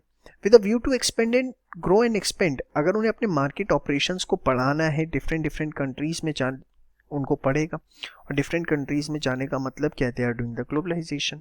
सो with the view to grow and expand its market operation, these multinational cooperations of developed countries often find opportunity to grow in the other parts of globe and thus undertake the process of globalisation. तो यहाँ तक आपका main chapter जो है वो पूरा का पूरा कंप्लीट होता है। इसके बाद कुछ ऑर्गेनाइजेशंस की हमें ब्रीफ हिस्ट्री पढ़नी है। चलिए ये बच्चों वर्ल्ड ट्रेड ऑर्गेनाइजेशन के ऊपर बात करते हैं। वर्ल्ड ट्रेड ऑर्गेनाइजेशन बेसिकली एक ग्रुप है कंट्रीज का जिन्होंने एक कॉमन एग्रीमेंट को साइन किया है कि हम अपने देश में फ्री फ्लो ऑफ ट्रेड को प्रमोट करेंगे, हम किसी भी तरीके की अननेसेसरी रिस्ट्रिक्शन नहीं लगाएंगे कि हमारा जो कंट्री है उसका ट्रेड दूसरी कंट्रीज के ट्रेड के साथ इफेक्ट हो। अगर कोई कंट्री वर्ल्ड ट्रेड ऑर्गेनाइजेशन का मेंबर बनती है, जिसके आज के टाइम पे 160 प्लस मेंबर्स हैं, अगर एग्जैक्टली हम बात करें 164 मेंबर है, अफगानिस्तान भी उसमें रिसेंट मेंबर बना है। ये बेसिकली जो मेंबर्स हैं ये एक कमिटमेंट देते हैं उस एग्रीमेंट को साइन करके कि वो अपने देश में फ्री ट्रेड अलाउ करेंगे, smoothly, freely, Fairlie and predictable trade, किसी तरह की कोई अननेसेसरी रिस्ट्रिक्शन किसी कंट्री के गुड्स एंड सर्विसेज पे अपने देश में नहीं लगाएंगे। जैसे 1991 में हिंदुस्तान ने क्या कर रखा था? कोटा लगा रखा था, हैवी इंपोर्ट ड्यूटी लगा रखी थी। ये सब गलत है। समझ में आई बात? अब आइए जरा एक बार थोड़ा सा बेसिक पढ़ लेते हैं। World trade organisation is an international organisation, please underline that, regulates the international trade. WTO जो फाउंड हुई थी 1995 में, उसने रिप्लेस किया था general agreement of tariff and trade को। WTO ने अपने बिजनेस स्टार्ट किया 1 जनवरी 1995 को, जो कि 124 नेशंस ने साइन किया था एग्रीमेंट 15 अप्रैल 1994 को, और आज के टाइम पे 160 प्लस एग्जैक्टली 164 मेंबर्स हैं and the latest member is Afghanistan. Very good. 2016 में वो ऐड हुआ था। मेन ऑब्जेक्टिव WTO के क्या हैं? To facilitate the flow of international trade smoothly, freely, fairly and predictably। इसके बाद प्रिंसिपल्स की बात करें, 6 मेन प्रिंसिपल्स हैं WTO के, बहुत इंपॉर्टेंट और एज इट इज याद होनी चाहिए। ध्यान से देखिए कितने अच्छे हैं, बहुत अच्छा लगेगा आपको इनको पढ़ के। No country can discriminate between domestic and foreign product. जितना आप चाहते हो कि आपके देश में डोमेस्टिक प्रोडक्ट बिके, उतना ही फॉरेन प्रोडक्ट को आप प्रायोरिटी दोगे। आप डिस्क्रिमिनेशन नहीं करोगे किसी भी तरीके का डोमेस्टिक एंड फॉरेन प्रोडक्ट में, सर्विसेज और पीपल। सिर्फ प्रोडक्ट में नहीं, फिजिकल प्रोडक्ट में, सर्विसेज में भी और पीपल में। कि ये नहीं कि विदेशी आके हिंदुस्तान में काम नहीं कर सकते या like that. Equal access should be provided to for the foreign products in the domestic market. Foreign products पे भी उतना ही एक्सेस वहां की पब्लिक को होना चाहिए जितना डोमेस्टिक पब्लिक को है। ये नहीं है कि आपने फॉरेन प्रोडक्ट पे जानबूझ के हैवी इंपोर्ट ड्यूटीज लगा दी या अननेसेसरी रिस्ट्रिक्शंस लगा दी ताकि उस देश के अंदर वो फॉरेन प्रोडक्ट बिक ही ना सके, जो हिंदुस्तान ने 1991 तक कर रखा था। आजकल यूएसए इस प्रैक्टिस को अडॉप्ट करने में लग गया है, जिसकी वजह से कहीं ना कहीं एक कोल्ड वॉर की सिचुएशन हो चुकी है। अभी रिसेंटली उसने चाइना के साथ किया, फिर उसने इंडिया के साथ भी किया है, ईरान पे रिस्ट्रिक्शंस वो लगा रहा है। तो कहीं ना कहीं जो यूएसए है वो एक सबसे बड़ा जो इसका फंडामेंटल है उसको वायलेट करने की कोशिश कर रहा है। और इसके पीछे सबसे बड़ा कारण ये है क्योंकि यूएसए जो है धीरे धीरे इनसिक्योर होता जा रहा है। उसको कहीं ना कहीं एक मन में फियर आ चुका है क्योंकि वहाँ अनएम्प्लॉयमेंट जो है वो बहुत ज़्यादा हो रहा है, तो इसीलिए वो रिस्ट्रिक्शन लगा रहा है। But this is something against the principles of WTO। देखिए, जनरल नॉलेज भी आपकी स्ट्रांग होनी चाहिए, तभी आप एक बेस्ट कॉमर्स स्टूडेंट बन सकते हैं। सिर्फ किताबी बातें सीख कर ही सारी बातें नहीं होंगी। किताबी बातें is equally important, but yes उसकी प्रैक्टिकल एप्लीकेशन भी हमें पता लगती रहेगी इस समय सिनेरियो में क्या चल रहा है।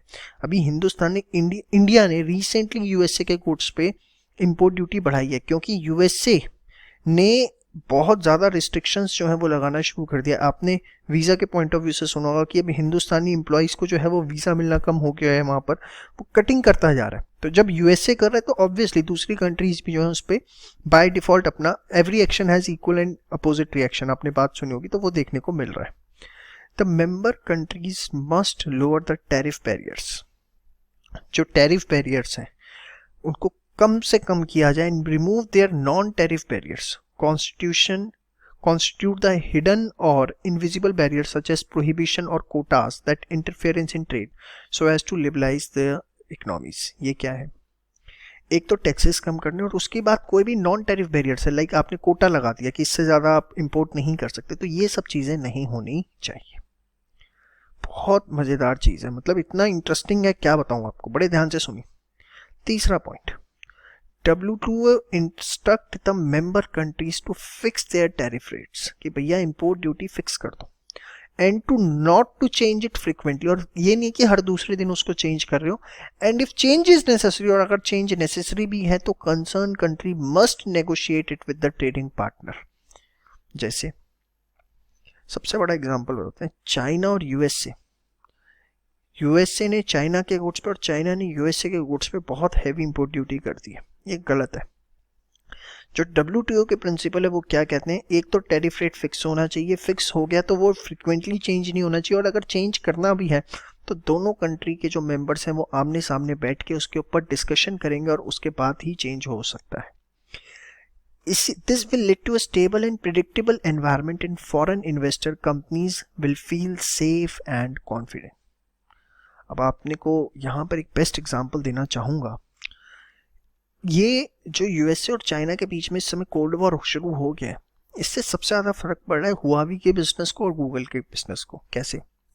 हुआवी जो कि एक चाइना बेस्ड जाइंट कंपनी है टेक्नोलॉजी की, जिसके सेलुलर फोन्स भी आते हैं, आपने सुना होगा, उसकी CEO को कनाडा में अरेस्ट कर लिया गया on the instructions of USA, क्योंकि वो कुछ जो रिस्ट्रिक्शंस लगाई गई थी यूएसए में उसे फॉलो नहीं कर रहे थे। सेम वे चाइना अब रिस्ट्रिक्शन लगा रहा है गूगल के ऊपर। तो कहीं ना कहीं जब कंट्रीज ऐसी सिचुएशन में एंटर करेंगी, अननेसेसरी ट्रेड रिस्ट्रिक्शंस लगाएंगी, तो कंपनी इन्वेस्टर अपने, देखो गूगल हुआ भी, इन पे आप रिस्ट्रिक्शंस लगा रहे हो, ये फ्रीली ट्रेड नहीं कर पा रहे एक दूसरी कंट्रीज के अंदर, तो कहीं ना कहीं क्या आगे एक्सपेंशन प्लान करेंगे? ये तो उल्टा रिस्ट्रिक्शन करेंगे, और रिस्ट्रिक्शन करेंगे तो that will directly affect the employment. Yes और नो? तो ये चीज़ें गलत हो रही हैं। Any unfair practice by any member must be strictly considered and strict actions must be initiated towards the guilty country। अब आप कहेंगे कि सर WTO यूएसए और चाइना पे एक्शन क्यों नहीं ले रहा?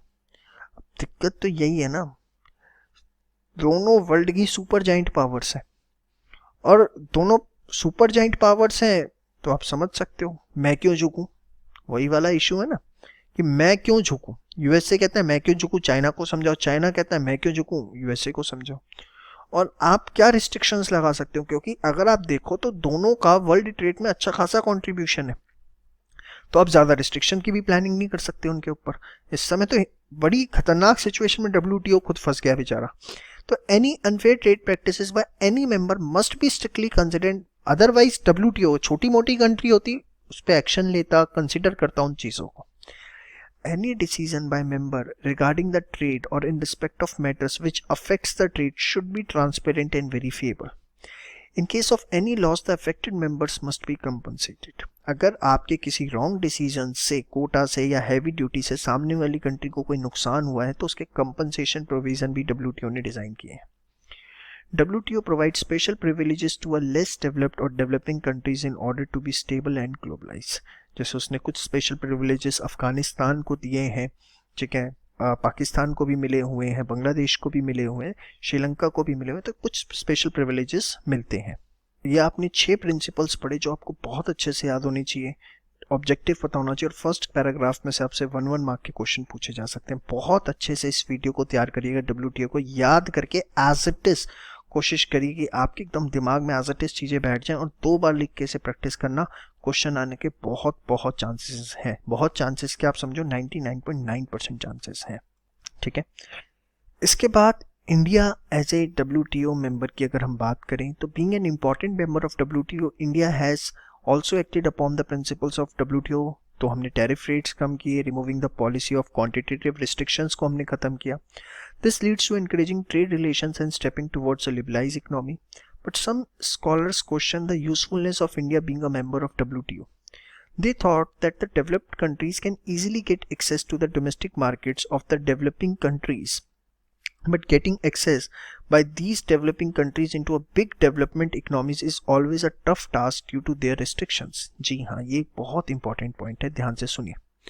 ये पॉइंट क्या है, देखो होता क्या है, ग्लोबलाइजेशन की वजह से जो डेवलप्ड कंट्री जैसे यूएसए, वो तो किसी भी कंट्री पे इजीली एक्सेस मिल जाएगा, लेकिन जब कोई छोटी कंट्री बड़ी कंट्री में कोई एक्सेस लेना चाहेगी ना, तो उसमें हमेशा दिक्कत आती है। अब देखो ना, आप इंडिया के गुड्स यूएसए में या बांग्लादेश यूएसए में इतने फ्रीली गुड्स थोड़ी ना बेच सकता है, नहीं बेच सकता, जबकि यूएसए के गुड्स सब जगह आराम से फ्रीली बिक रहे हैं। यस और नो, एप्पल का फोन देखो कहाँ पे अवेलेबल नहीं है। ये एक बहुत बड़ी प्रॉब्लम है कि जो बिग जाइंट इकोनॉमीज है ना, वो तो छोटी इकोनॉमीज पे एक्सेस ले लेती हैं ग्लोबलाइजेशन की वजह से, लेकिन उतना फ्री एक्सेस एक छोटी इकोनॉमी को बड़ी इकोनॉमी पे नहीं मिल पाता, एक डेवलपिंग कंट्री को डेवलप्ड नेशन पे नहीं मिल पाता। ये बहुत बड़ा पॉइंट है। तो इसीलिए हिंदुस्तान के as a member of WTO को दूसरे एंगल से भी देखना जरूरी है।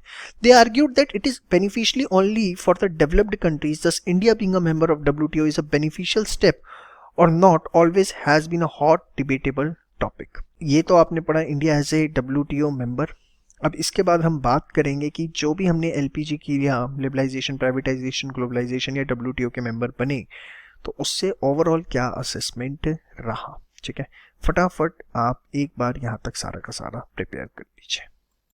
चलिए बात करते हैं Indian economy during reforms and assessment. सबसे बड़ी चीज़ जो इंडिया का जीडीपी 5.6% था 1981 में, वो 8.2% हो गया 2007 से 12 में बढ़ के।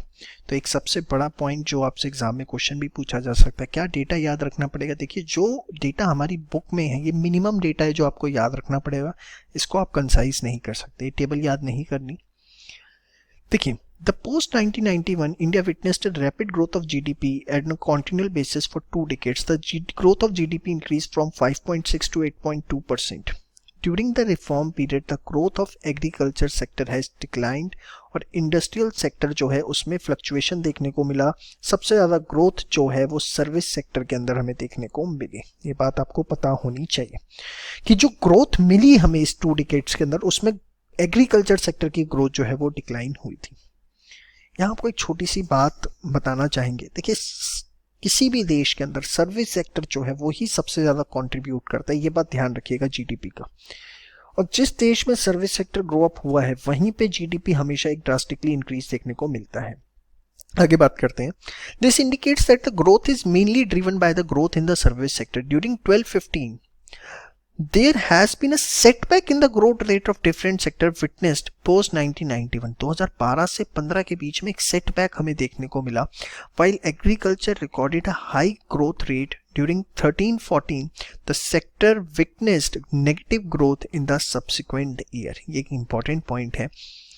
2013-14 में हायर ग्रोथ देखने को मिला, लेकिन उसके बाद ये जो ग्रोथ है वो नेगेटिव होता रहा। क्या याद करना पड़ेगा? देखिए 100 का टारगेट रखते हैं तो याद करना पड़ेगा, उससे कम का टारगेट रखते हैं तो याद नहीं रखना पड़ेगा। अब आप सोच लीजिए आपका टारगेट क्या है, बड़े सिंपल वर्ड्स के अंदर बेटा, और याद देखिए मिनिमम डेटा, इसको दिमाग में बैठाइए। While the service sector continued to witness a higher level of growth higher than the overall GDP growth in 14-15, this sector witnessed the highest ever growth rate of 10.3%। 2014-15 में 10.3 जो कि हायर एवर ग्रोथ रेट था वो देखने को मिला। The industrial sector witnessed a steep decline in 12-13. It began to show a continuous positive growth। Positive growth कहेंगे कि 12-13 में कम था। ले देखिए ओवरऑल एकदम स्ट्रिक्टली जो याद रखना है 5.6 से 8.2 हो गया। एग्रीकल्चर सेक्टर में ग्रोथ देखने को मिली बट कहीं ना कहीं उतनी अच्छी नहीं थी। सबसे ज़्यादा ग्रोथ देखने को मिली सर्विस सेक्टर में। कौन से ईयर में? 14-15 में। कितनी थी? 10.3% थी। इंडस्ट्रियल सेक्टर में पॉजिटिव ग्रोथ रही। मोटा मोटा इतना याद रख लो। समझ में आई बात? The opening of the economy has led to rapid increase in FDI and foreign exchange reserves। ये डेटा इंपॉर्टेंट है। The foreign investment which includes foreign direct investment, जब कोई विदेशी कंपनी हिंदुस्तान में इन्वेस्टमेंट करती है उसे हम FDI कहते हैं। And foreign institutional investment FIIs, ये क्या होते हैं? देखिए कुछ ऐसी ऑर्गेनाइजेशंस होती हैं जिनका काम ही इन्वेस्टमेंट करना होता है। देखो एक तो होता है गूगल ने हिंदुस्तान में आके ऑफिस सेटअप किया, दैट इज FDI। FIIs क्या होते हैं? इनका काम ही सिर्फ फंड प्रोवाइड करना होता है बिजनेसेस को। ये इन्वेस्टर्स होते हैं, ये बेसिकली दूसरों के बिजनेस में इन्वेस्ट करते हैं। तो FDI अलग चीज़ है, FII अलग चीज़ है। FDI क्या है? अगर कोई कंपनी आके हिंदुस्तान में प्रोडक्शन सेंटर अपना ऑफिस खोलती है, दैट इज FDI। लेकिन FII क्या है? ऐसे इंस्टीट्यूशन जिनका काम ही दूसरों के बिजनेस में इन्वेस्टमेंट करना है। ठीक है, तो FDI FII मिला करके हिंदुस्तान में जो कि $100 मिलियन था 1991 में 73.5 बिलियन डॉलर। यहाँ मिलियन है या बिलियन है? आपको बता दूं 1 billion is equals to 1000 million. आप समझ रहे हैं? तो अगर आप इसको 73.5 को मिलियन में कन्वर्ट करते हैं तो this will be approx 73,500 million dollar. आप समझ रहे हैं कितना ड्रास्टिक इंक्रीमेंट है? 7,350 टाइम्स 14-15 में। और अगर हम फॉरेन एक्सचेंज रिजर्व की बात करें जो कि सिर्फ $6 बिलियन था 1991 में, बढ़ के 321 बिलियन हो गया 14-15 में। India is one of the largest foreign exchange reserve holder in the world. इसको मार्क करिएगा, इंपॉर्टेंट है पूरा का पूरा डेटा। और यहाँ पे आपको एक नॉलेज की बात बताना चाहेंगे कि हिंदुस्तान के जो प्रधानमंत्री हैं उन्होंने जो अपना लेटेस्ट टारगेट रखा है कि हिंदुस्तान को 5 ट्रिलियन की इकोनॉमी बनाना है बाय 2024। आपको बता दूं 1 ट्रिलियन में 1000 बिलियन होते हैं, तो हिंदुस्तान का ये टारगेट है कि 2024 तक हमें 5 ट्रिलियन इकोनॉमी बनना है। चलिए बात करते हैं achievements, positive impacts of new economic policy. देखिए वैसे ये सेल्फ स्टडी का टॉपिक है, एडवाइस ये रहेगी कि पहले आप इसे खुद पढ़ें और आपको खुद समझ में आ जाएगा क्योंकि आपकी सारी अंडरस्टैंडिंग हो चुकी है। India's share in the world export which had fallen from 0.53% in 1991 to 1.78% in 1950। Hindustan का जो एक्सपोर्ट शेयर था जो कि पहले एक 1.78% था 1950 में, घट के सिर्फ 0.53% हो गया था। ये दोबारा से बढ़ गया जो कि 2005 में 1% था और 1.7% हो गया 2013 में। तो सबसे बड़ा positive impact. Foreign currency reserve जो कि हमारे फॉल कर गए थे $1 बिलियन इन जून 1991, वो भी ड्रास्टिकली इंक्रीज हुए 304 billion at the end of March 2014। ठीक है, अब आप कहेंगे सर यहाँ कुछ डेटा है यहाँ कुछ डेटा है, तो आप ये वाला भी लिख सकते हैं, वो 14-15 का पूरा लिखा हुआ है। ठीक है, यहाँ मार्च 2014 का आपको पूरा दिया हुआ है कि मार्च 2014 में कितने थे। यहाँ 14-15 का डेटा है। At the time of crisis the rising rates of external debts have also reduced. ठीक है, हम डेट्स कम लेना शुरू कर दिया। With the tremendous inflow of FDI and FII, international confidence जो है इंडिया में रिस्टोर हुआ। यहाँ पे पहले समझा जाता था करप्शन बहुत है, ब्यूरोक्रेसी बहुत है, कहीं ना कहीं जो ओपिनियंस हैं वो लोगों के चेंज हुए। India is seen as a successful exporter of auto parts, engineering goods, IT, software and textile. This leads to development in both industrial and service sector. Serious situation of inflation जो है वो भी control हुई। Consumer welfare has been increase due to globalization. क्यों? क्योंकि जब विदेशी company आई तो एक कॉम्पिटिटिवनेस बढ़ा डोमेस्टिक फर्म से, और कहीं ना कहीं कस्टमर की इंपॉर्टेंस पे ज़्यादा ध्यान दिया गया। Contrary to the above mentioned positive effects, the liberalization policy was unable to address some of the basic problem like unemployment बहुत है, आज एग्रीकल्चर सेक्टर बहुत डिक्लाइन हुआ, इंडस्ट्रियल सेक्टर फ्लक्चुएटिंग है, एक स्टेबिलिटी नहीं ले पा रहा है कि हर साल एक मिनिमम ग्रोथ आए। पुअर इंफ्रास्ट्रक्चर फैसिलिटीज़ कहीं ना कहीं हिंदुस्तान में आज भी देखी जा सकती हैं। सफिशिएंट रोड्स जितनी होनी चाहिए, डैम्स होने चाहिए, वो सब नहीं है कहीं ना। अभी आप देखिए, अब जाके 100% एरिया जो इलेक्ट्रीफाइड हुआ है। अब हमारा नेक्स्ट टारगेट है 24/7 इलेक्ट्रिसिटी अक्रॉस इंडिया, जो अभी तक हम अचीव नहीं कर पा रहे। तो कहीं ना कहीं ये दिखाता है कि पुअर इंफ्रास्ट्रक्चर फैसिलिटीज़ नहीं है। इम्प्रॉपर फिजिकल मैनेजमेंट, हम डेट ट्रैप में फंस गए, लोन लिया, उसका इंटरेस्ट देने के लिए फिर हमने लोन लिया और लोन बढ़ गया, तो ये कहीं ना कहीं फिजिकल मैनेजमेंट सही नहीं रहा। तो एक बहुत इंपॉर्टेंट क्या अच्छी पॉजिटिव और नेगेटिव इम्पैक्ट है। अब सेक्टर वाइज हम बात करेंगे कि किस सेक्टर पर क्या फ़र्क देखने को मिला। इसको हमने बेसिकली 5 सेक्टर में डिवाइड किया है। Despite being an agrarian economy, the agriculture sector है declined after reforms, no impressive efforts जो है देखने को नहीं मिले। तो एग्रीकल्चर सेक्टर डिक्लाइन हुआ, क्या उसके रीजंस रहे।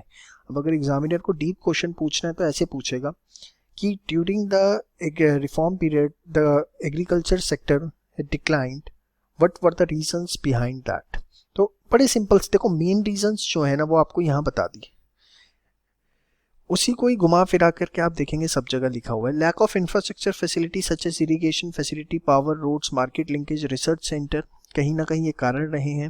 Removal of fertilizer subsidy, consequently increase in the cost of production for farmers which create trouble for small and marginal farmers. Subsidy जो हटाई ना, इससे बहुत ज़्यादा फार्मर्स को कहीं ना कहीं नुकसान हुआ था। Due to instable regulating policies such as reduction in import duties, removal of minimum support price have adversely affected Indian farmers। देखिए, वक्त वक्त पे पॉलिसीज तो आई कि इम्पोर्ट ड्यूटीज़ को रिड्यूस कर दिया गया, मिनिमम सपोर्ट प्राइस दिया गया। मिनिमम सपोर्ट प्राइस क्या होता है कि फार्मर का जो प्रोडक्ट है वो इससे कम प्राइस पे नहीं लिया जाएगा, लेकिन वो स्टेबल नहीं रहा, लाए उसे चेंज कर दिया, लाए रिमूव कर दिया, तो कहीं ना कहीं फार्मर्स को उतना फ़ायदा नहीं पहुंच पाया। Due to globalization international competition has also increase which lead to the miserable conditions for farmers. क्योंकि देखिए, सबसे बड़ी चीज़ बताते हैं, इंडिगो आज कितना उसका प्रोडक्शन ख़त्म ही हो गया।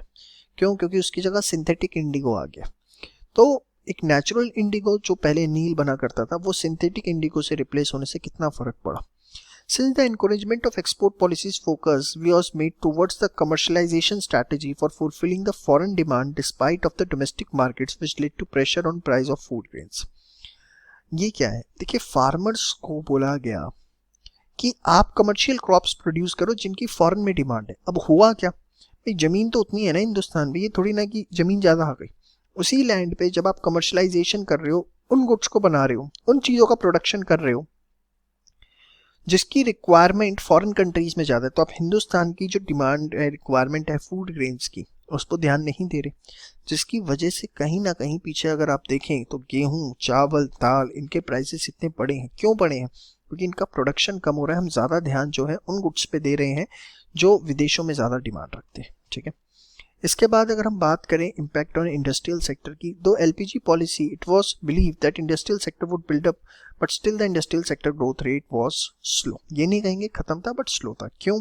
रीजंस क्या थे? Due to cheaper import from other parts of globe there was a decreasing demand of domestic industrial product. China ने, जिसमें मैंने आपको पहले भी बताया, डंपिंग करी, हमने पहले चैप्टर्स में डिस्कस किया, एक बहुत बड़ा कारण है, और ये थ्रू आउट 2001 से ऑनवर्ड अभी तक हमें देखने को मिल रही है। अभी इस पीरियड में कह सकते हैं कि वो परसेंटेज कम हुआ है, लेकिन एक 2001 से लेके जो 15 का टाइम पीरियड है ना, उसमें तो बहुत डंपिंग हुई है। Domestic markets were captured by the big foreign companies, thus creating a tough competition for a domestic companies। Undoubtedly.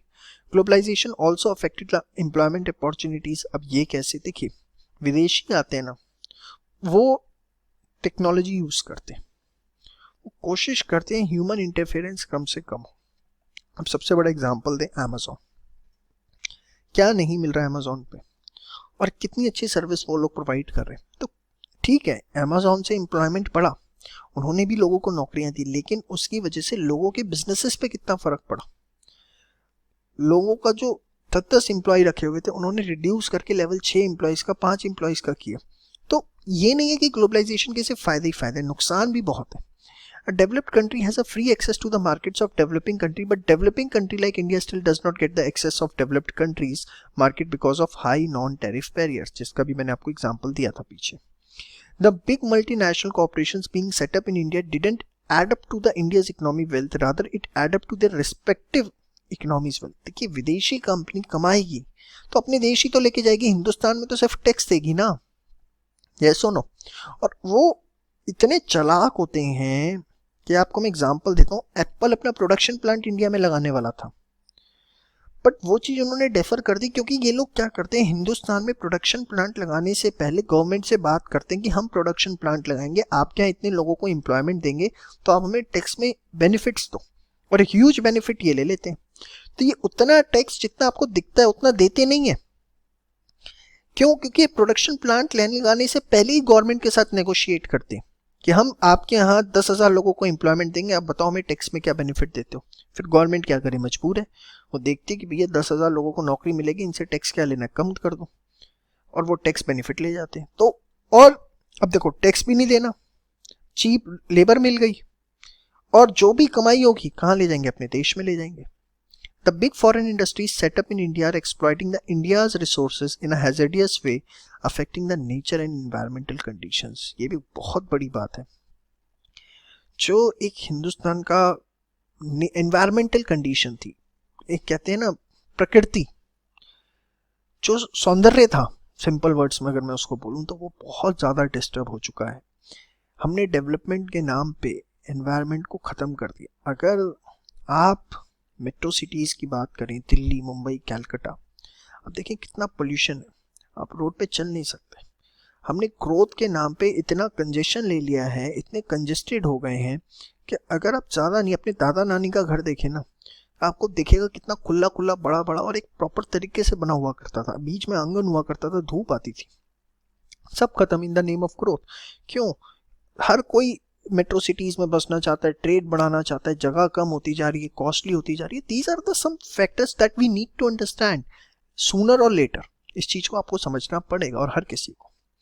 Impact on service sector beneficial रहा, और किस वजह से रहा?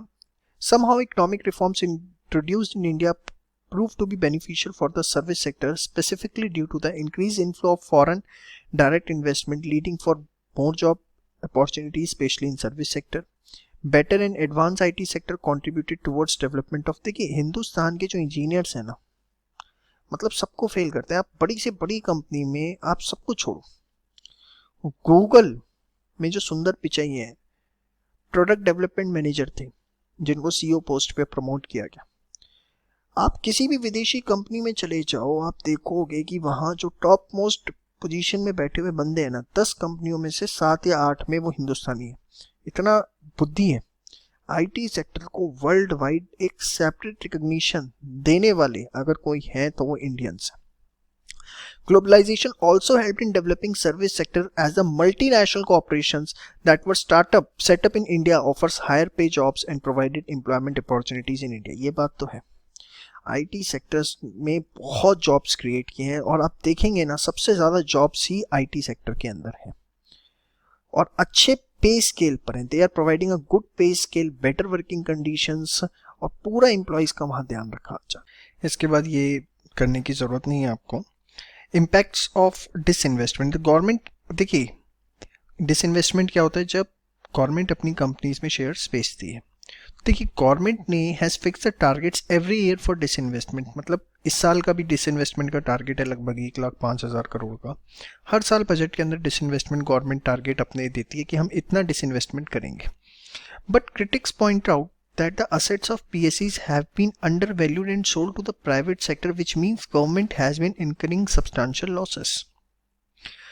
मतलब जब PSU के शेयर प्राइवेट सेक्टर्स को बेचे जाते हैं तो ऐसा इकोनॉमिस्ट का, एनालिस्ट का मानना है कि जो असेट्स हैं, जो शेयर्स बेचे जाते हैं, जिस प्राइस पर बेचे जाने चाहिए उस प्राइस पे नहीं बेचे जाते, कम प्राइस पे बेचे जाते हैं, जिससे गवर्नमेंट को बहुत नुकसान हो रहा है. ऑल्सो जो ये प्रोसीड्स आती हैं पब्लिक सेक्टर इंटरप्राइजेस के शेयर्स को बेच के, are were used to offset the shortage of government revenue.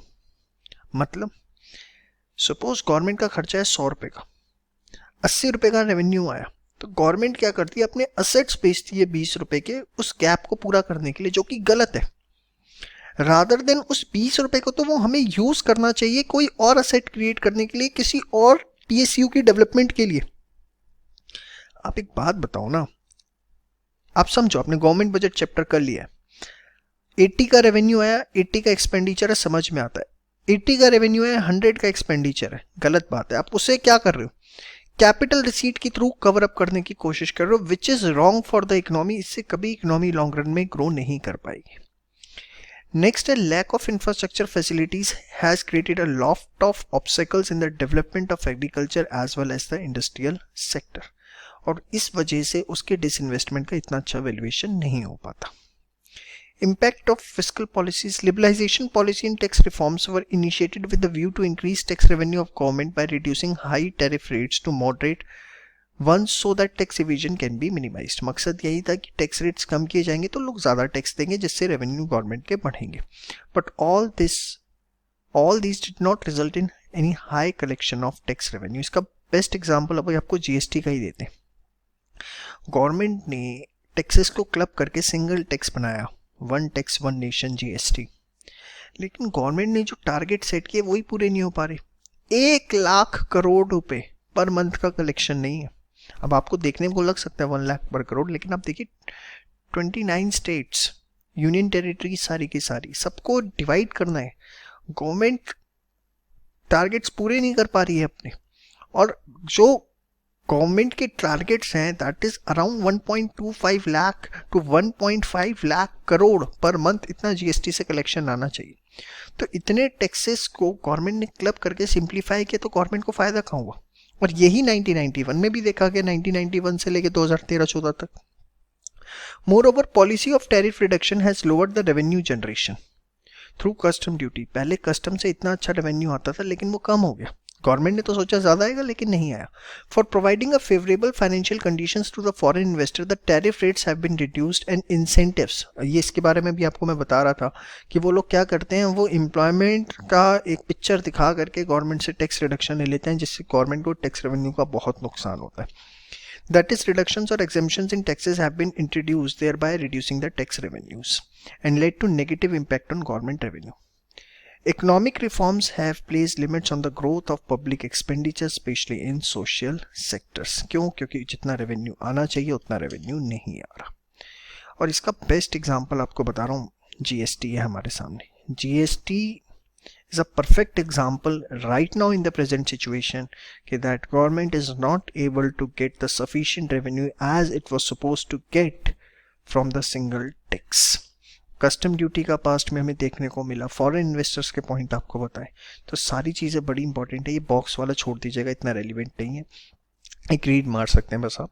तो ये थे सारे के सारे इम्पैक्ट क्या पड़े डिफरेंट सेक्टर्स पर.